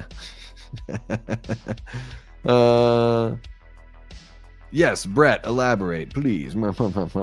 Yes. Yeah, because I would say in your next, when you say evolved the final girl character what it needed to be, yeah, she is just like, you know, she's running because Laurie Strode walked. Or even Sidney Prescott's pretty capable without being like a true badass. But what's her face in your next is like, it's like she literally has had field training, right? She is like ready to go. She's kind of like Laurie Strode's daughter Karen in Halloween 2018. Like she's, you know, she's been through it. She's been through boot camp. Let's see here. Sharknado is stupid fun. Yeah, I like that. Conjuring 2, the fuck? I remember liking the first 2 Conjurings. Yeah, I need to see this one, Paul. Welcome on in, man. It's been a minute. I need to check out the Dr. Jekyll and Sister Hyde. Never watched that. I've seen a lot of the Hammer movies, but I've not seen that one before. OG House on Haunted Hill, got to keep its era in canon. Yeah. But when they're doing a ranking of 200 movies, to have it be like this high up is pretty wild. Yeah. Okay, let's go ahead and keep on going with the list. I don't know. Maybe we do break this into 2 different streams. What do you guys think? Should we do part 2 tomorrow night? Do another late night stream? Southbound here from 2015. I don't think I've ever heard of this one. Is this an anthology? Interlocking Tales of Highway Terror. Okay. Yeah, I have never... I don't know. Have I even ever heard of this movie? Starring Matt Bettinelli Olpin. Isn't that one half of Radio Silence? I think it is. Yeah, well, there we go. Because Radio Silence, they're listed as the directors. Yeah, Matt Bettinelli Olpin. I think he was the half of Radio Silence that was in the ska punk band called Link 80 that I used to listen to when I was in high school. Still my favorite kind of art that he's created. Let's see here.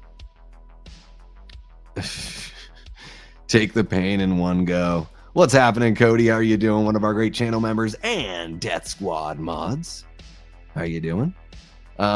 Take the pain in one go. I can't stay for all this because it started late and I have work, so 2 streams would be nice, and is also a request on an earlier time, please and thank you.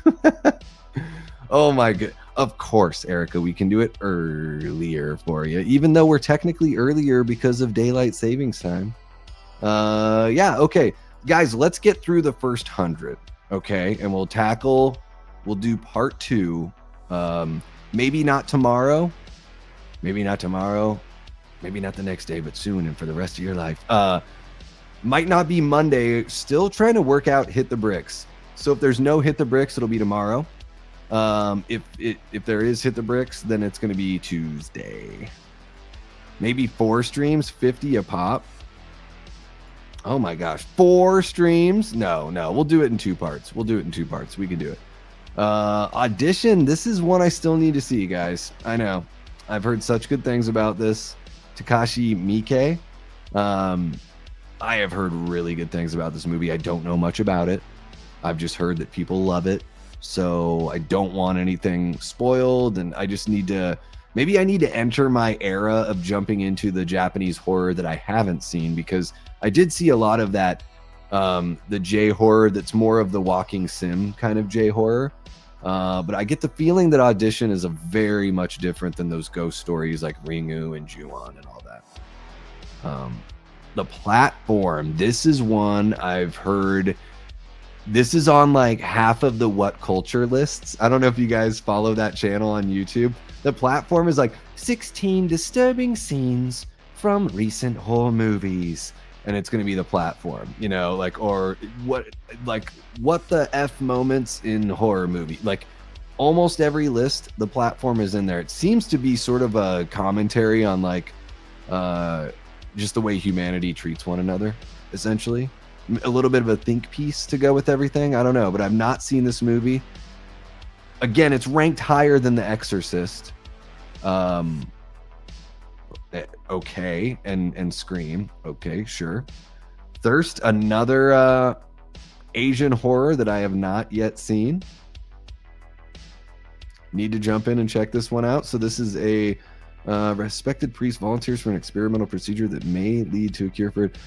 Is this a vampire movie? Somebody let me know in the chat. Is Thirst a vampire movie? What's happening, David? How are you doing? I feel like I've seen that icon before with the woolly mammoth. Is that what that is? Or just an elephant with tusks? Welcome on in. Welcome back. We are going through this Rotten Tomatoes list. We're not going to get through all 200, David, so don't worry about it. We're going to get through the first 100 tonight, and then we're going to move on to the 100 through number 1 here within the next couple days. Dog Soldiers from 2002. This movie's fine. Like, it has some really cool practical effects, and I do like the setup. I think it's in the early 2000s, I guess in the 2000s, there were some of these original properties, like Trick or Treat and movies like Dog Soldiers that were like, they were going for something a little bit different. And I think Dog Soldiers has a lot that I really like about it, but with Neil Marshall, unfortunately, started out well with Dog Soldiers, and then with The Descent, holy crap, like what a movie. The Descent from 2005 is incredible, and then what happened to the guy after that? It just seems like never again did he get back to anywhere close to where he was. I think Dog Soldiers is fun. I've seen it one time, so it's not so fun. I think I saw it like right after it came out. It was 2003. I was living in Montana. So I saw it right after it came out. I thought it was good. No way in hell it's better than a lot of the movies that are behind it here on the list. Shadow of the Vampire. This one's pretty good. I like this one. Horror, okay, I guess. Yeah, kind of like a dark comedy a little bit too. I mean, Willem Dafoe as, basically Nosferatu, essentially. Like John Malkovich, he's good. Shadow of the Vampire's good. There's so many movies that we have seen on this list already that I think, like, I don't even know if I would think of Shadow of the Vampire if I was ranking 200 horror movies. House of Usher from 1960. This is a Roger Corman, Edgar Allan Poe movie. He did a whole bunch of these back then in the 50s and 60s. I've never seen this one. No way a Roger Corman movie is better than The Exorcist or Scream or Christine, which is at 200 if you've been playing since the very beginning.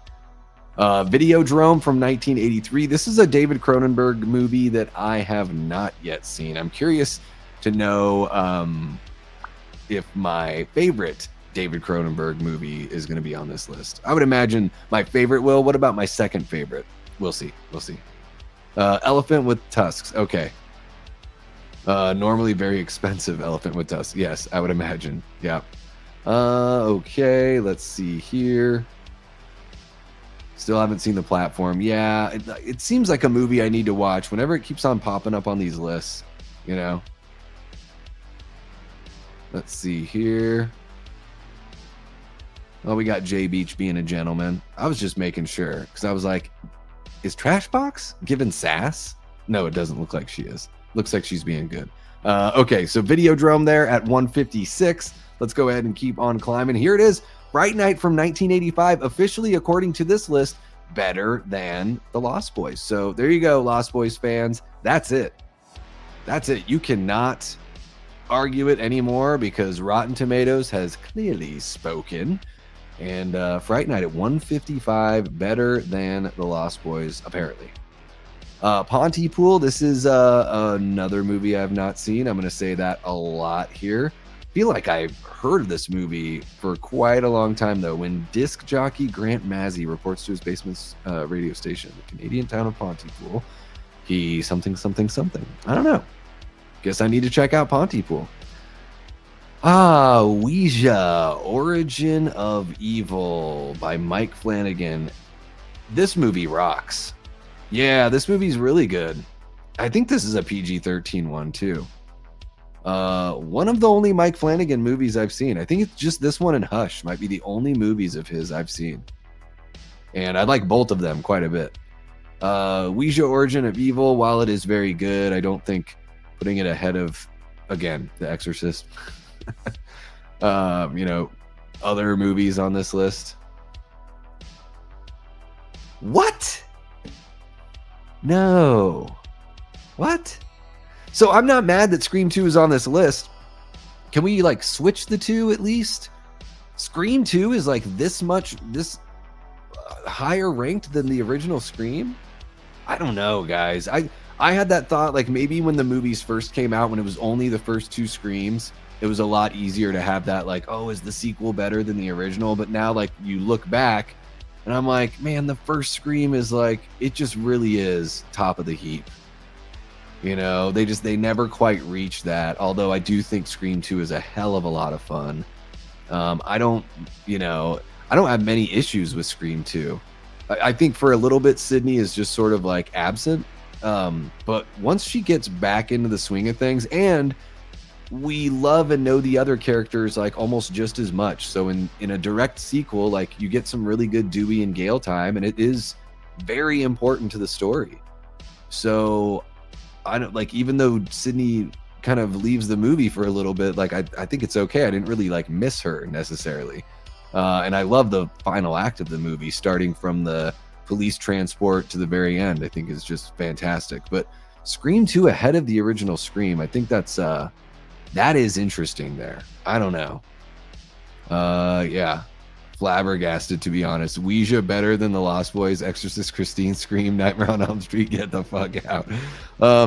No, so sorry, Dave. Yeah, so at the very beginning of the stream, so we read through at the top of the article, and I'll make sure to dive into this tomorrow, guys, before we start on the top 100. So they do it by a mixture of the RT percentages with the popcorn meter, but also how many reviews the film has had. Like, you know, puts the finger on the scale a little bit too. So it is pretty wild though to see some of these. You'd think that some of these they would just want to like push around and be like, no, Scream 2 better than Scream 1. Scream 2 is higher just because of the Cottonmouth Kings. There you go, Scratch. It's true. And Less Than Jake is on there too. Scream 2 has a great soundtrack. It really does. Yeah. Okay, Davey, you've tortured us, and we learned our lesson for Bubblegum Gamer. Guys, I'm just as upset about this as you are. It's true. It's true. I am just as upset. So this isn't retribution for Bubblegum Gate, but what did Bubblegum ever do to you? No one's answered that yet. I've not had one person answer that. What the fuck? Paranormal Activity? I don't even care. I've never seen these movies. I don't care to see these movies. Yeah, because for me it's not enough to have like 5 seconds of something slightly spooky happening in a movie. It's just not enough, people. I do not care about the Paranormal Activity movies. I don't know if I'll ever watch them. Maybe we do a big super chat goal. I'm just so uninterested. Found footage is not really my thing, and even less so is like stationary cam found footage. Yeah, this is fucked. Paranormal Activity at 151. I just have to keep on moving. That is so fucked. What the? Okay. Midsommar. I have not yet seen Midsommar. I've heard very good things. Is it really horror? Doesn't seem like it. But it seems like Ari Aster, like once you make a horror movie, everyone thinks all of your movies are horror. Maybe it is. And maybe it's just, I know it has graphically violent moments. I don't know if that necessarily means your movie is a horror movie. Like Saving Private Ryan isn't a horror movie, even though it has gore, but I don't know. Let me know. I love Florence Pugh. I should watch Midsommar. Will Poulter's in this movie too. He's hilarious. I'm not saying his character would be hilarious here, but he really cracked me up in, what was it, Death of a Unicorn? And isn't he in that We're the Millers? I still haven't seen that movie. All right, Texas Chainsaw Massacre at 149. I think that's too low. Texas Chainsaw Massacre makes me feel dirty, not in a fun way.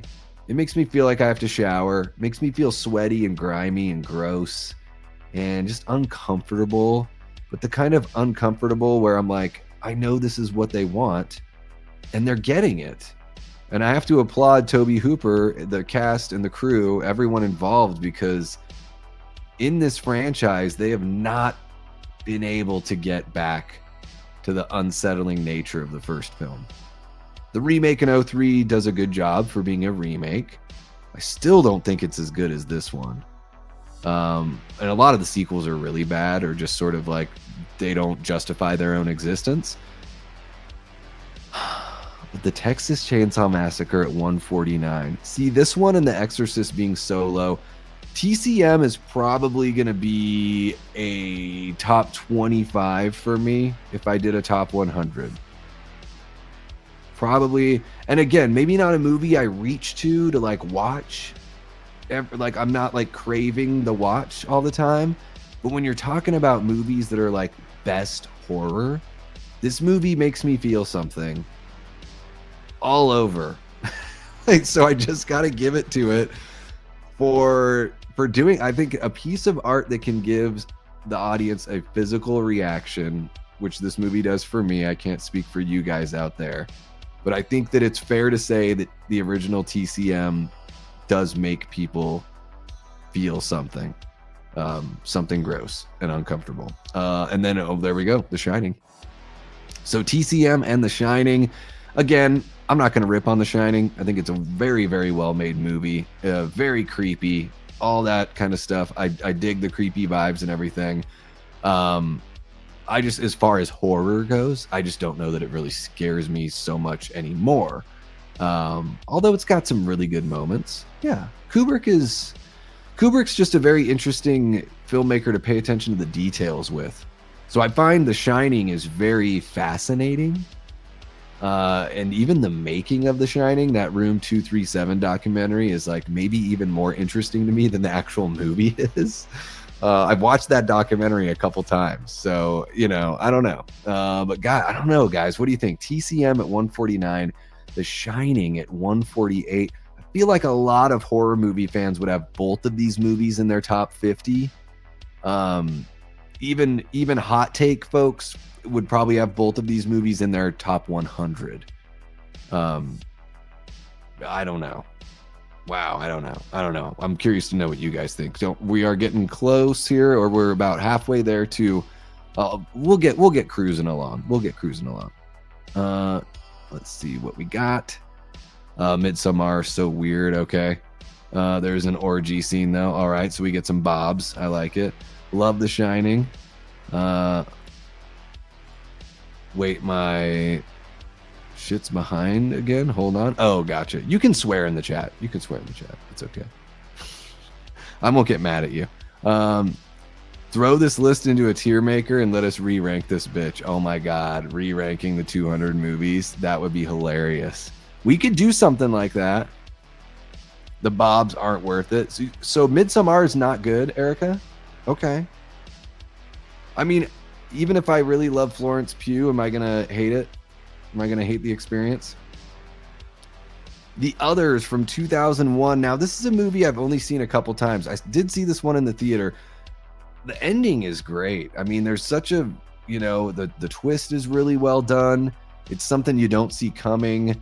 I know this movie won some sort of Oscar. I can't remember what it was. I think it was nominated for some big ones. But it's been a long time since I've watched it. I've heard a lot of people say about The Others that it, once you know the twist, it doesn't really hold up, you know? So I'm okay with The Others being 150 on this list. It is that kind of like spooky sort of horror. This is almost like a movie that like Guillermo del Toro would make, you know, that kind of haunted house kind of movie.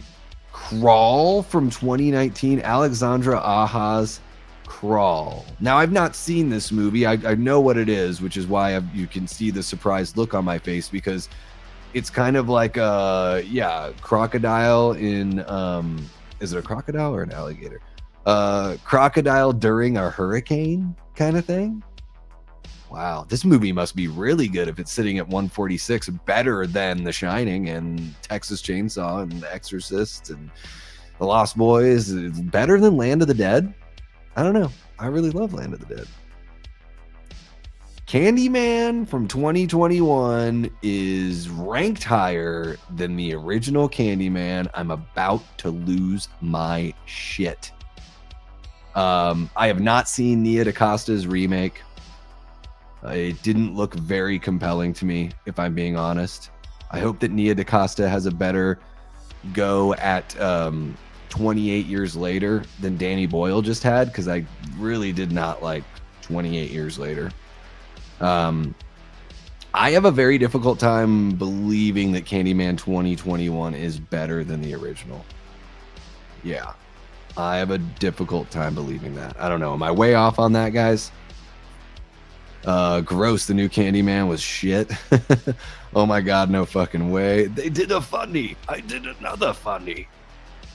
Crawl is the most surprising horror movie I have ever seen at the theater. Okay. So maybe it does belong ahead of TCM, though. New Candyman was faithful to the original. How are you doing, Christine? Thank you so much for jumping on in.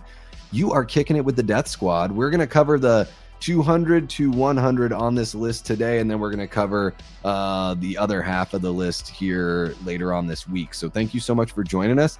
If this is your first time, I go live a lot. I love interacting with the audience and sharing the space with you guys. So, think about subscribing if you haven't already, and appreciate you jumping into the chat.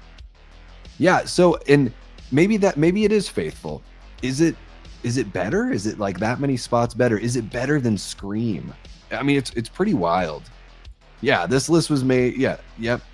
It's like, it makes no sense. It's like a list that was made from people who haven't seen. Did AI make this list? Is that what's going on here? It's not even close to the OG. I prefer the original Candyman. I had no desire to see this. That's kind of how I felt about it. OG Candyman for sure. Hell nah, Candyman 2021 over the first Candyman, just wrong. Yes. Oh, I love it, Chester. Yes, we will be in an insane asylum. Yep, it's gonna send us to the nut house. The bird with the crystal plumage. This is one. Man, this came up. I didn't even hear about this movie, honestly, until this last spooky season. I was looking for giallo movies to check out, and this was a movie that popped up. I don't even think I've seen like a trailer for this. So it says an American writer is living in Rome with his girlfriend while visiting. Okay, so they can't even really give you the synopsis without having to click for more. But the critics' consensus combining a deadly thriller plot with stylized violence. Okay, so that's the giallo part of it. 85%. It's, I can't speak on a movie I haven't seen before. The fact that this is ranked above Deep Red makes me think I have to watch this movie like very, very soon, because I love Deep Red. So I'll either be like bummed out again that this one is higher than that, or I'll be pumped that I see a movie that is actually better than Deep Red, a Dario Argento film. I Walked with a Zombie from 1943. I've heard of this movie. I've never seen it. Hey, Tom Conway's in it. I'm a Conway. There you go. One of my distant relatives. I have not seen this one. I don't even know what it's about. Evocative direction by Jacques Tourneur collides with the low rent production values of exploiter Val Lewton. Okay. Sultry sleeper that's simultaneously smarmy, eloquent, and fascinating. So is it a comedy? Smarmy makes me think it's kind of like a dark comedy. Dude. What?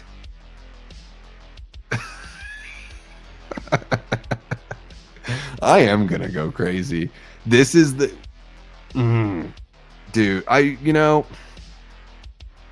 the thing is, like, when people ask like what's your favorite horror movie of all time, and I get, whenever I bring up the fact that I talk about horror on YouTube, most people usually ask me that. I'll usually say The Thing. Or I'll say it's really difficult to answer that question. Halloween is like one of my favorites. Like Jaws is my favorite movie, but if we're talking like straight horror, it's tough to not say The Thing. It is a technical achievement. I really love the performances. I love the Ennio Morricone soundtrack that's just sort of like bizarre and weird. It just matches the rest of the feel of the story. And it's so different than what Ennio Morricone usually does, which is like the spaghetti westerns and all that kind of stuff. Yeah, The Thing from 1982 by John Carpenter is one of my favorite horror movies of all time, and is without a doubt a top 10er in my list, and probably a top 5 in my list. Yeah. Oh my God. Oh hell no, The Thing is top 5. Yeah. I got back in time for this bullshit. Yeah, The Thing is so good. It is so good. Let's see here. 50 more means another 90 minutes. No, we'll cruise through. We're already going to be in the 30s here after another scroll. Yeah. It's immediately rage-inducing when people join back in. The Thing is top 3. Yeah. It is crazy to me that it's at 142. That is crazy. House of the Devil is ahead of The Thing. And I think House of the Devil's good. Maybe it makes my top 100. I don't know. I think I like the other Ty West movies I've seen more. I really like House of the Devil the first time. I was really impressed. And then as I've gone back, I found it a little more boring. So not as much replayability, which to me sort of factors in big with like how great the movie is. Like that's what I think of, is like, is this movie great? Like, have I watched it a bunch? If I haven't watched it a bunch, do I find myself wanting to watch it more often than I'm able to? Those sorts of things. Good Night Mommy. I have not heard of this movie. From 2014. I have never heard of this one. I don't know. But apparently it's better than The Thing. So I guess I just need to recalibrate my opinions. It from 2017 is at 139. Too high. I've never been that big into the It story, guys, just so you know. I don't think the movie is poorly made or anything like that. It's not, not an attack on that or anything like that. I just find the story not very interesting to me. Pennywise doesn't scare me. Maybe he did when the TV miniseries came out when I was 8 years old. I just think it is for kids, kind of like at least the versions that we've seen turned into movies. Now I know the book gets into way more serious stuff and way darker material, but what we've seen adapted to the screen, to me, seems like it's made for kids. It's made to scare kids. I don't know. It's like Freddy Krueger. I don't think Freddy Krueger sucks, but I'm not afraid of some like made up dream demon that can't do a damn thing. I'm more afraid of like stuff like Michael Myers, because actual dudes go around doing that shit. Dead Ringers from 1988. I've heard good things about this one. Jeremy Irons. He can be really good when he wants to. And it's another Cronenberg movie. I do like David Cronenberg as far as direction goes. He usually has some pretty good effects. Some body horror at times. Those are usually worked into his films. But I have not yet seen Dead Ringers. It seems like maybe it doesn't need to be higher than The Thing. I still can't believe that It from 2017 is ranked higher than The Thing. How dare you, Rotten Tomatoes? Sisters from 1973. So this is a Brian De Palma movie. Must be an early glimpse of De Palma at his stylishly crafty peak. I think Brian De Palma is a really good director. To me, very Hitchcockian. I pick up on a lot of Hitchcock vibes from what he does, especially movies like Dressed to Kill. Like, Dressed to Kill is like Hitchcock meets Giallo. It is an American Giallo movie, which I think is possible. I have not yet seen Sisters, so I won't say anything about it until I do, but I'd be interested. I mean, shit, Margot Kidder and Brian De Palma, I'm down. I am down. The Omen from 1976, all the way down at number 136. I think this is way too low for The Omen. I think The Omen is a really strong mid-70s horror film. You know, Gregory Peck is good. I think David Warner's really good. The little kid that plays Damien, freaky as all hell. And it's just got that, I love that 70s, like, I don't know, like gray skies and everyone's like wearing brown, and there's just something like kind of gritty to the look of the film in general. There's just something kind of cold about a lot of these 70s movies. And The Omen is one of those movies that really gives me those vibes that I enjoy. Now, I've only seen the original Omen once, so maybe 136 is fair.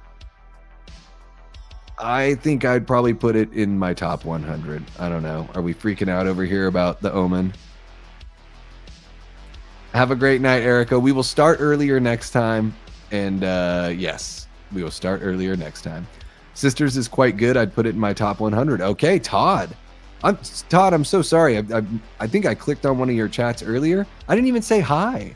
How are you doing, man? It's maybe it hasn't been a while since I've seen you, but it's good to have you kicking. And I apologize for not saying hi until now. I'm such an asshole. But Todd says Sisters is quite good. I'd put it in my top 100. Okay. Well, I mean, look, Brian De Palma, I really dig what he does. So I am gonna, since you're recommending it and it's there, I'm gonna pull up a tab here and make sure that I do not miss this one. Okay, cool. So it is pulled up there. All right. Let's see here. The Omen top 100. Jeff Goldblum, so good in The Fly. The Fly, maybe The Fly will be put in a decent spot here. Since we haven't seen it yet, maybe it will be. Watch Sisters for a Class was good. Okay. The Omen, says Ben Grimm. I'm starting to think that Ben just really is here for the meh jokes. Just watch The Omen was creepy. Anything with kids is creepier when you have them. That's true. Todd, I'm happy to hear that you're out. I hope everything is going well for you. Of course, you know, you don't need to share anything that you don't feel comfortable sharing or anything like that, but it's good to have you back. And I hope recovery goes well and, you know, and that everything is all good for you, man. It's just good to see you. And again, I know I was like making fun of myself, but I truly did have a, oh my God, did you not even say hi to Todd earlier moment? So I do apologize. And let's keep on checking out what we got here on the list. I can't believe it, guys. There's 31 people watching this late on a Sunday night. You guys are amazing. If you haven't already, hit that like button, subscribe, share the video, share the channel, maybe hype the video if you dig it. I don't know. If you think that Scream is ranked too low on this list, you should hype the video. A Tale of Two Sisters. This is one I keep on hearing a lot about, and I have not seen this one. I think this is one of those movies that might even, this is another Watt Culture movie where I see it pop up in a bunch of their videos. Okay, I don't want to read too much here, and they don't even really tell you anything in the synopsis, but this one looks good. This one does look pretty creepy. I'm into that, yeah. Is this the one? Wait. This isn't the one that they remade with the chick from, what is it, Emily Browning or whatever? This isn't that one, is it? The Uninvited or whatever? Is this the movie? Is this the one that they remade as The Uninvited? I don't know. Let me know, because I have seen The Uninvited. Evil Dead at 134. Okay. I'm not going to freak out, guys. No. I get it. The Evil Dead, I got it right over my shoulder. One of my favorite movies of all time. But it's one of, like, I give it a lot of leeway because I just love it so much. So technically it's not super clean. This isn't like The Thing that looks absolutely gorgeous and is a great film. Aside from that, like, The Thing clearly is like top 5 best horror movies of all time. I would put The Evil Dead probably in my top 5, I would say. But that's because I really love it that much, and I love how much it, or how ambitious it is and how it really goes for it. So I appreciate those things about The Evil Dead. So I'm giving it points for things that are more about like attitude and the background than what's on the celluloid. So I'm not going to get mad at them for putting Evil Dead at 134. I think Evil Dead, even on a list like this, should be in the top 100, especially with how influential it is and everything like that. But 134, I'm not going to have a freak out. But I will say that this is bullshit, even though I love Tucker and Dale versus Evil. Whatever. Guys, Tucker and Dale versus Evil is hilarious and really bloody. But a movie that, isn't it so funny that right after I said like how influential the Evil Dead is, and then we scroll up to like, oh, a movie that was clearly inspired by the Evil Dead that ranks higher than it just because it's newer. I don't know. Tucker versus Dale, I really love it a lot. It's not better than the Evil Dead, but it's really fun. The Girl with All the Gifts, never even heard of this movie. Never even heard of this one. Is this Glenn Close is in this? So this is not a foreign film. I've never heard of this movie. Strange fungus has changed nearly everyone into thoughtless flesh-eating monsters. So it's kind of a zombie thing? Okay. So it's pop horror is what this sounds like. Evil Dead's in my top 10 for sure, says Linda. That's why I know you truly belong here, Linda, is because Evil Dead is in your top 10. And it's in my top 10. Evil Dead is top 50 easy. Davey, just breathe. It's okay. Evil Dead is higher than your next at least. Confession, says David. I've never seen Scream, but I've been told about the twist. Well, you can still enjoy the movie, I think. I was told about half of the twist before I'd seen the movie the first time when I was like 14, or maybe I was 15 by the time I saw it. It's still a really good movie. Yeah. The list is growing. Well, I mean, I love Tucker and Dale versus Evil too, but better than Evil Dead. I mean, I don't know about that. You could put it on a list of movies that wouldn't exist without the Evil Dead. I'd be into that. Oh, of course, you got it, Linda. Us Evil Dead creeps, we got to stick together. You know what I mean? We're a rare breed. A lot of people enjoy the movie. We friggin' celebrate the movie. Blair Witch Project, here it is for Ashton Luck, his very favorite movie of all time, 1999's Blair Witch Project.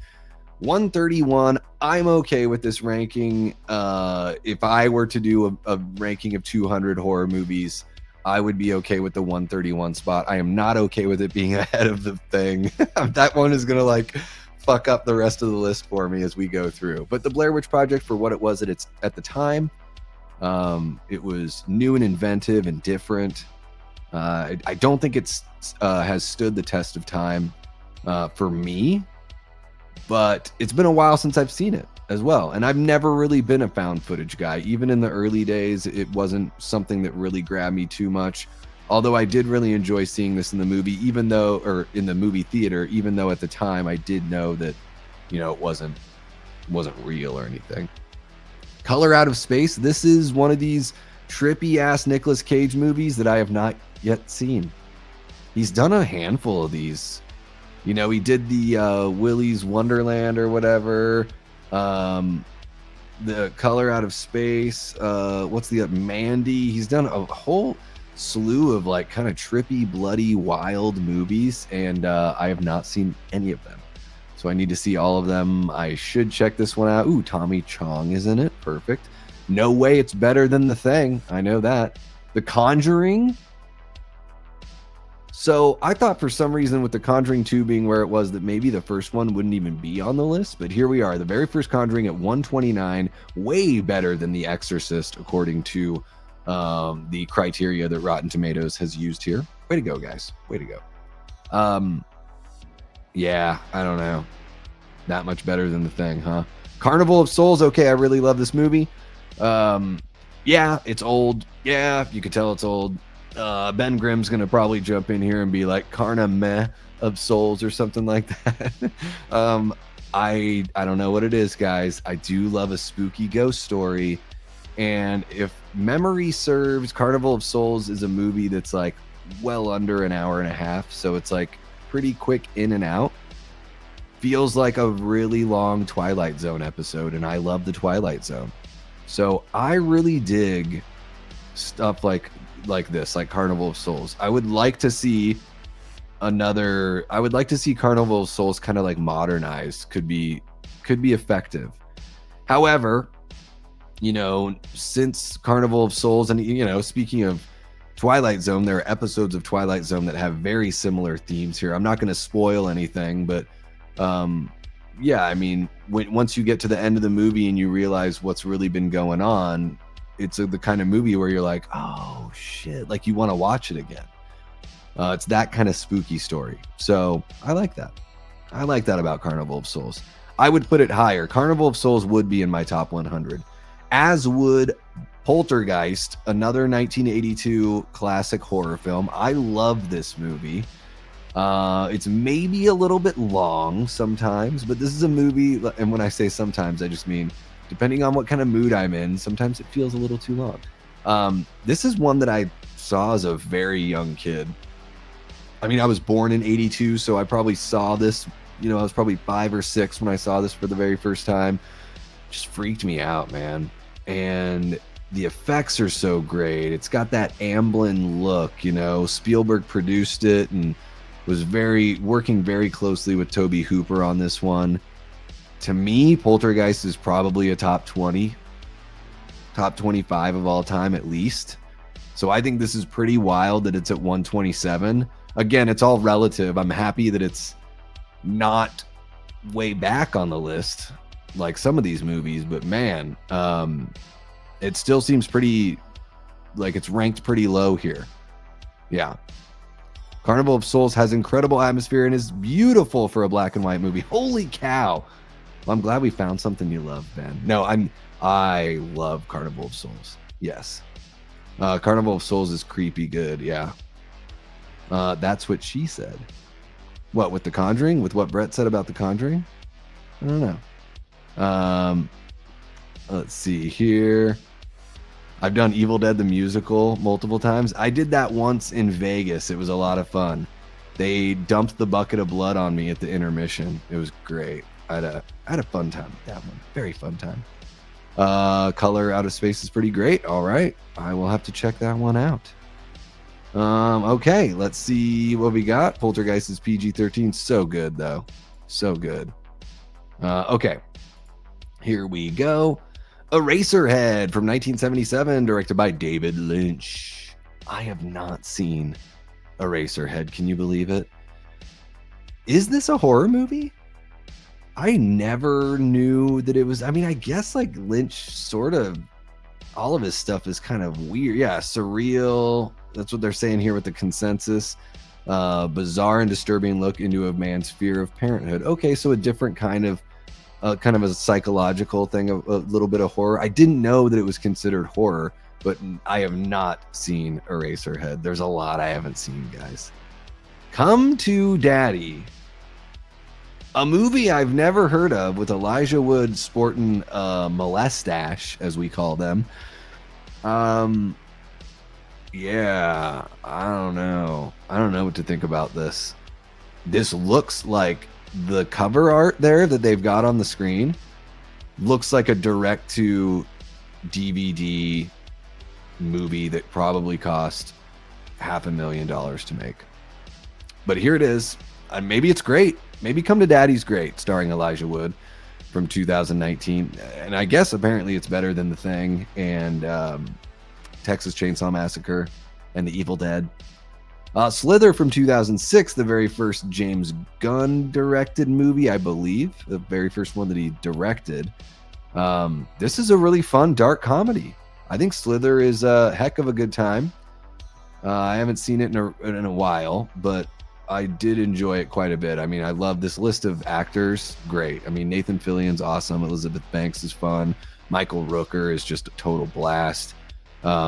Yeah, this movie gives you everything that it advertises. So I'm okay with it being at 124 again, provided that The Thing isn't ranked behind it. I don't know if Slither would make it into my top 100 because I would probably put the more serious horror stuff higher on the list, although like movies like Dead Alive and Evil Dead are going to be ranked up there.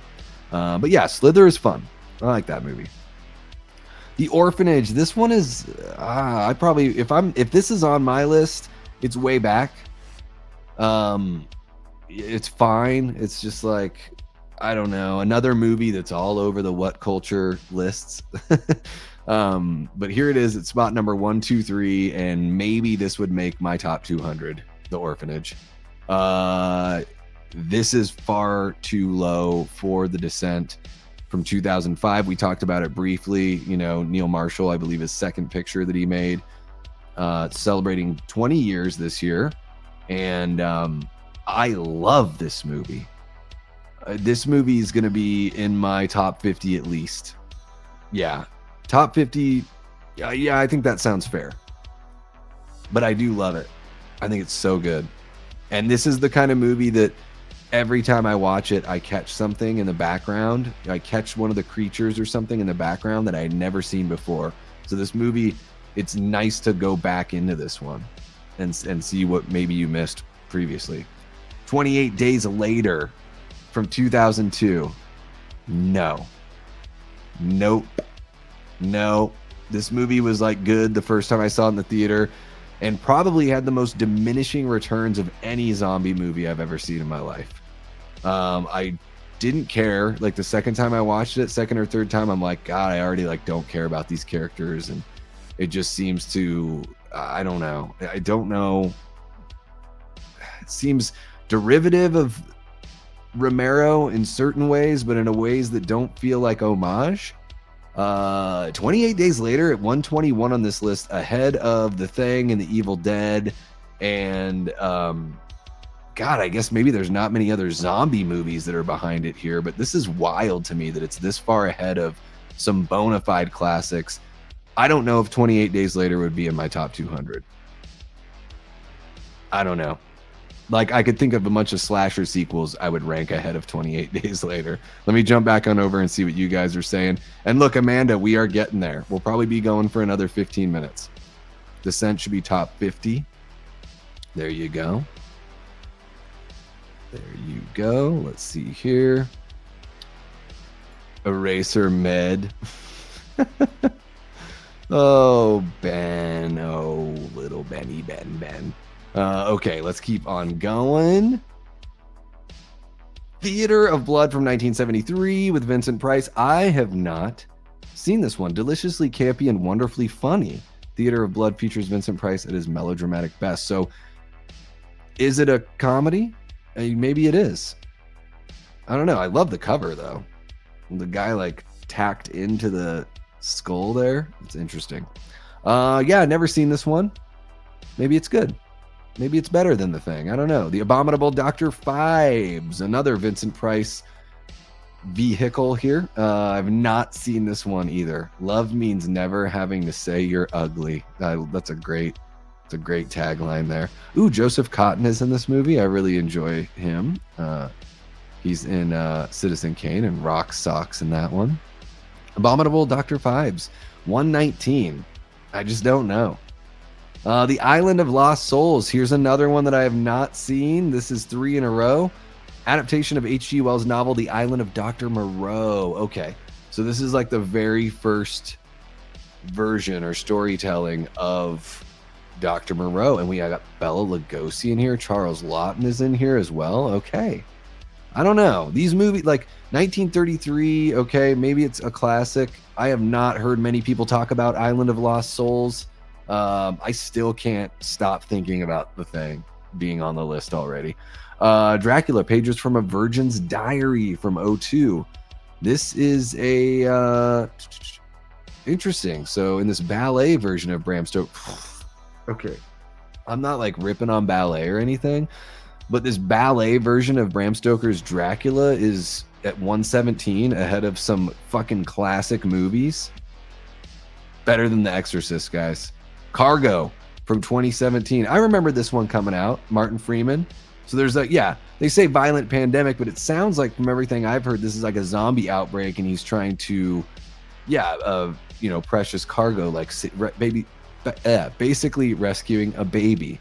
Wow, that's a tongue twister right there. Basically rescuing a baby. Okay, now I can say it. Whew. Yeah, I have not seen Cargo. I heard good things. Again, 116 for these movies that no one's talking about. A lot of these movies, no one's talking about them. How are they ranked so damn high? Freaks from 2018. Never heard of this movie, but it's got Bruce Dern and Emile Hirsch. I think Emile Hirsch is wildly overrated as a performer. I never understood it. I guess like if people think you're good looking, you just get to keep on acting. I don't know. Ask Jessica Alba and Emile Hirsch. Yeah, Freaks, never heard of it. Haven't seen it. But it is better than Texas Chainsaw Massacre, according to this list. All right, Evil Dead 2. Now, you could say, is this really horror? Yeah, I mean, I guess based on what they're doing on this list, there are some horror comedies in here. I mean, Tucker and Dale is there as well, so similar kind of vibes here. Evil Dead 2, I absolutely adore it. I like, the more serious Evil Dead stuff is my favorite of the Evil Dead stuff, but I love all of it. So Evil Dead 2, I mean, that movie, when I first got into these movies, this was the one that I watched the most and was just like head over heels with. So I would probably have Evil Dead 2 in my top 50, maybe my top 30. 114 seems pretty low. Let's see what this list thinks is better than that. Hounds of Love, never seen this movie before. I don't know if I've ever heard of this movie. How many times have I said that tonight? Hounds of Love from 2016 and 1987, murderous couple John and Evelyn roam the streets of Perth, Australia, searching for their latest victim. So it's a little Bonnie and Clyde, little natural born killers kind of vibe. This could be pretty fun. I like that idea in a movie. Emma Booth and Ashley Cummings. I don't know if I know these performers. Is this an adult film? Oh, let's see what you guys are saying. Critics critique and move on from a horror movie, but horror fans keep horror movies alive forever, so our voices should be heard more than critics. We could curate our own list, Brett. I mean, not just you and me, but we could curate a whole bunch of us with the audience involved too. Just saying, there's got to be a way to do it, right? I am not putting a Dracula Ballet on the list, says Mandy. Yeah, no. Davey, you need to go through the Vincent Price catalog. I've seen some of them. It's not like I haven't seen any of them. I do really love everything of his that I've seen. So at least there's that. He's got one of the most unique, amazing voices I've ever heard.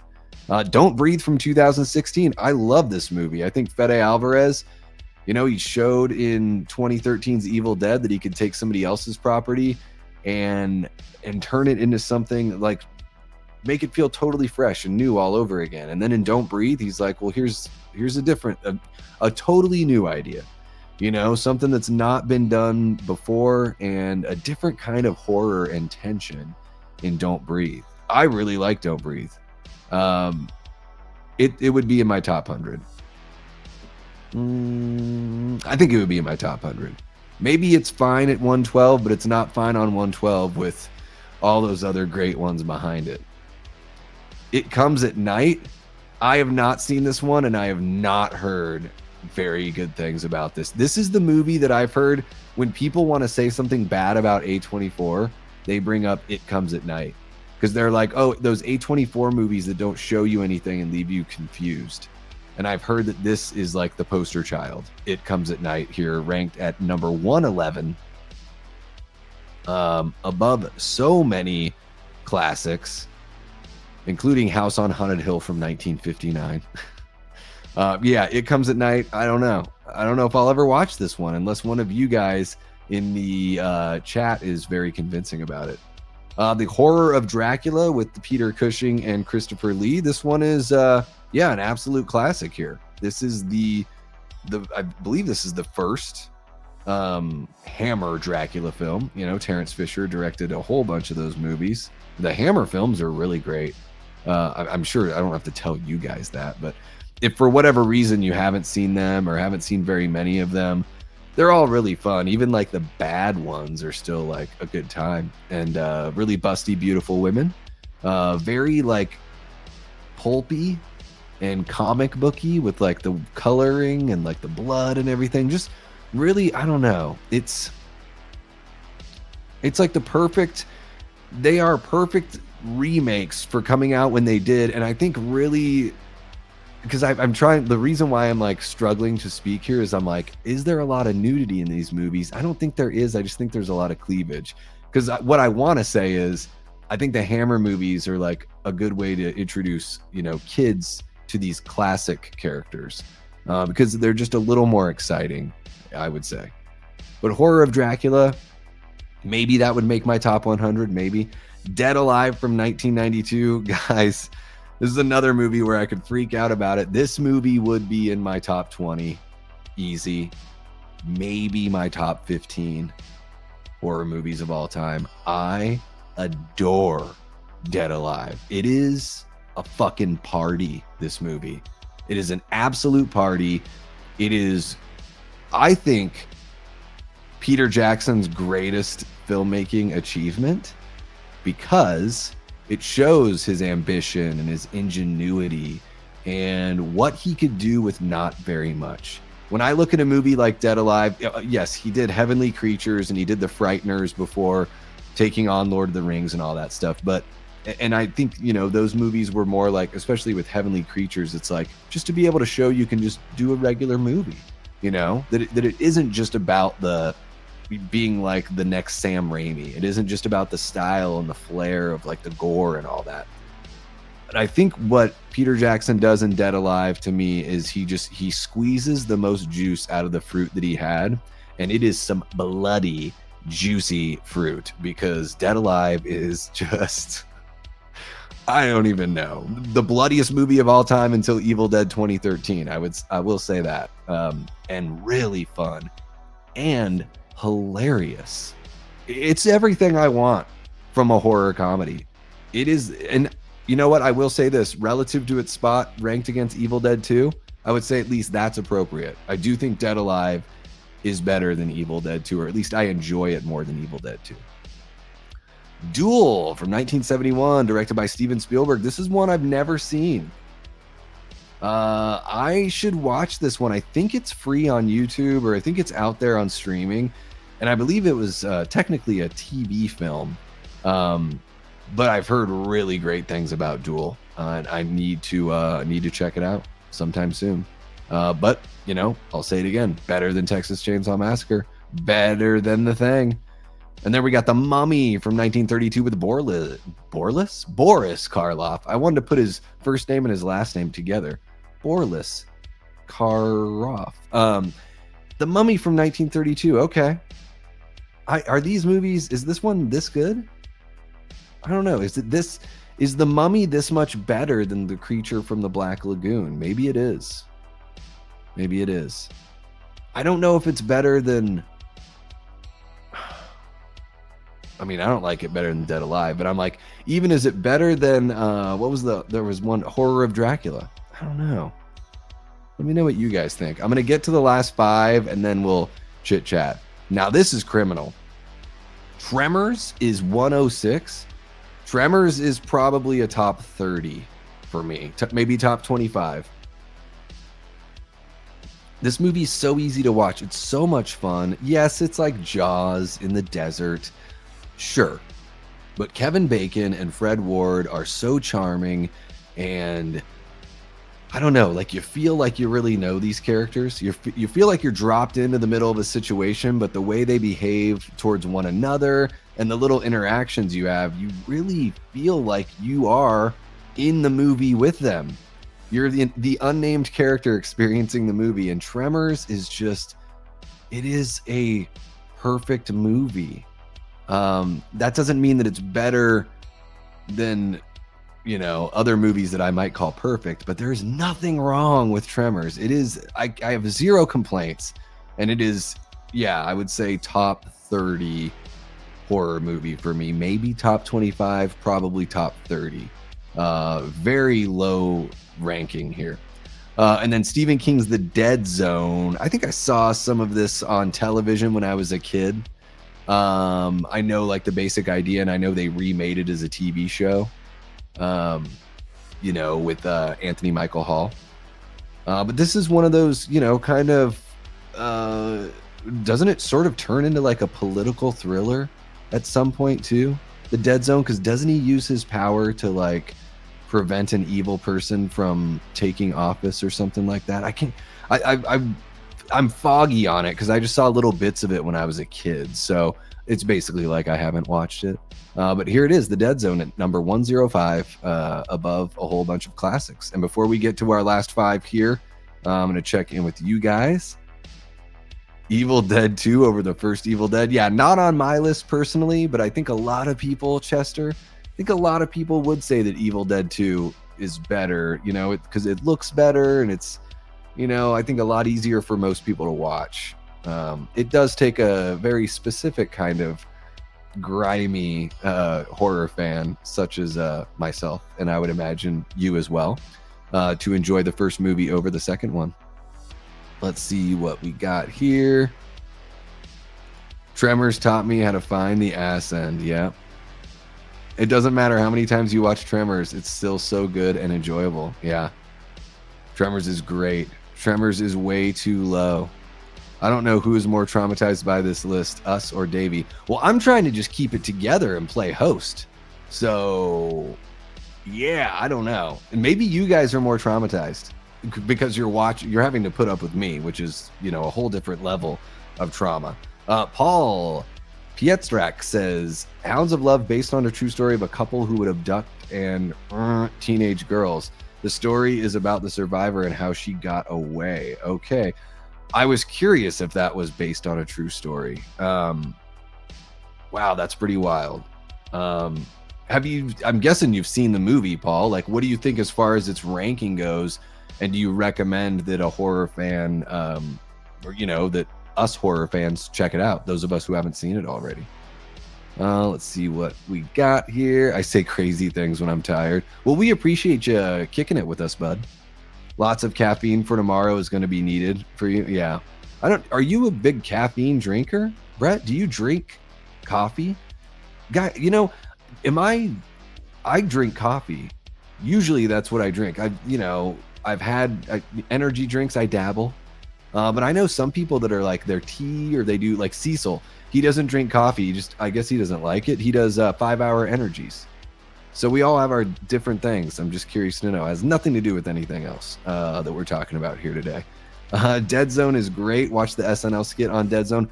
I'm very familiar with that one. Yeah, Saucy Jack. Yes, those are great. Because he's just like working at some regular job at an office. And he's like, touches someone's hand. You'll order a sandwich. It'll be okay. Not great. Dead Zone. Greg Stillman played by Martin Sheen as the evil politician. Yeah, he did something like, I remember what it is. He acts like he's gonna shoot him or something. So while he's holding a baby, he holds the baby up as like a bodyguard essentially, and so it like ends his political aspirations. Okay, I remember. Hate coffee. Burnt the shit out of my tongue on a coffee date with a cute girl. Never talked with her again and vowed to hate coffee forever. All right. Well, you know, sometimes you just got to let the cup cool down, bud. You know what I mean? You know, yeah. Iced coffee. I rarely drink warm coffee or hot coffee. Very rarely. The older I've gotten, the more I just like cold coffee. Okay, guys, let's tackle our next 5 or 4, I guess. An American Werewolf in London from 1981. This is a classic. It's been a while since I've seen this one. I need to revisit this movie. It's tough for me to say if it would be in my top 100 because I've only seen it once, right? So, and granted, I'm not the biggest like werewolf guy. Like, I'm lukewarm on werewolf stories. Just depending on, you know, I've seen some that I really like. Ginger Snaps, I would say, like, that is it the best werewolf story I've seen? Werewolf movie? It might be. It's up there. An American Werewolf in London, probably. I think this is like a fair spot for it, but again, with all the classics ranked in front of it, I could see an American Werewolf in London being in my top 100. Better Watch Out from 2016. This is a pretty damn good Christmas horror movie. And is this one just PG-13? Did they cut it to where they're not showing that much gore, or that it's like implied gore? I would be very surprised if this movie, were R, but it could be. It's very serious subject matter, but man, better watch out. It takes some fun twists and turns that you don't expect. For this kind of movie to be set around Christmas, I think it's pretty good. Only seen it once, but enjoyed it quite a bit. I could see it being in my top 100, near the bottom. Henry, Portrait of a Serial Killer. This is one I've never seen because I'm worried that it might be too real and too tough for me, guys. I worry that I might not be man enough to handle Henry, Portrait of a Serial Killer. Because as far as I can tell, it's got a very documentary style kind of vibe, but I know at some point I just need to bite the bullet and see it. It's a movie that I remember seeing on the shelf at the video store all throughout growing up, and I've loved Michael Rooker as a performer since I was very young, and really just stayed away from this one because it seemed a bit too scary for me. I know it's a wild thing to say, but there it is. I'm not going to lie to you guys. So I don't know. Tell me your thoughts on Henry, Portrait of a Serial Killer. Do you think I would like it? Do you recommend I check it out? I don't know. Let me know. Rare Exports, A Christmas Tale at 101. This is surprising to me. I think Rare Exports is fun. It is... Dude, this is so much higher ranked than The Thing and The Exorcist and TCM and Scream and like all of these, even like a movie like Christine. I just don't know. Like Rare Exports, I saw it once. I thought it was fine. I never would have thought, if you asked me to name 200 horror movies, I don't even know if Rare Exports would come up in my mind. That's wild. Okay. And here's the last one that we're going to cover tonight. We're going to get into 99 to number 1 tomorrow or Tuesday. And this is Let Me In from 2010. This is the remake of Let the Right One In. I've seen both of them, the remake and the original, of course. This one is good. Number 100. I'd probably put the original in that spot, right? There's no way this movie is better than so many others that we've seen. It feels like I keep on saying that, so I'm going to stop saying that. And wow, so there we go. We covered, I guess, 101 of them technically. Maybe I should have stopped after 101. I should have stopped. So, oops, I covered number 100 tonight. My bad. Have a great rest of your night, Brett. Yeah, we're going to be heading out here pretty soon here as well. Yeah. So there we go. We're halfway done, guys. We'll tackle the rest at another time. I'm going to go back on over here, and I'm going to take that off there. Yeah, I don't know. What do I have for you? I've been talking for 2 hours and 28 minutes, so I guess I don't have very much left for you guys tonight. Let's see here. Yeah, tomorrow we're either going to finish this list if there's not Hit the Bricks, or you'll get an episode of Hit the Bricks. I've been trying to make it happen, so we'll just see if it works out with everyone's schedule and all that kind of good stuff. And then, of course, you're going to get some late night with the Davey action this week as well. And I got to figure out some stuff for the rest of the week, although my work schedule has gotten really kind of wacky lately. So anyways, you guys don't need to know all about that. That's not what you came here for. I really do appreciate you all kicking it with us here on this stream. Make sure you hit that like button if you haven't. Hit it on the way out. I'm going to close out our poll because usually I forget to do that. So let's see here. Do you trust Rotten Tomato horror rankings? 40% of 45 people. So there's a tie. No, critics miss the mark and sometimes depends on the movie. That's 80% of the votes are between those two categories. 16% of you said I only trust horror fans, and 4% of 45 people say yes, they usually get it right. Well, there it is. There it is. And thank you so much. I just want to roll through the Antonis dropped a membership chat, or a member chat to celebrate his 8 months. We gifted away 10 memberships, which was really fun. Always great to do. Pumpkin King dropped a $49.99er, followed by a $9.99er, another $9.99er, and Tonus Andriotis dropped a $4.99er, and Pumpkin King swooped in with a $19.99 to complete that super chat goal. And we're going to do a deep dive live stream on Eden Lake, which is the movie that was requested by Mr. Pumpkin King himself. So I'll plan that for probably sometime next week or the week after, just depending on when I'm able to check out the movie. And of course, I want to correspond with the Pumpkin King just to make sure that it's a good time for him to be able to join the stream as well. So thank you so very much, everybody. You guys are awesome. Shout out to the Patreon members, YouTube channel members, and of course, our amazing group of Death Squad mods. Gosh, I just don't know what I would do without you guys. I hadn't been live on this channel since Thursday morning, and I just missed you all so very much. So it was great to hang out, and I look forward to covering the rest of this crazy list with all of you. But you know how it goes. Until next time, I've been and will continue being Davey Deathray. Take care.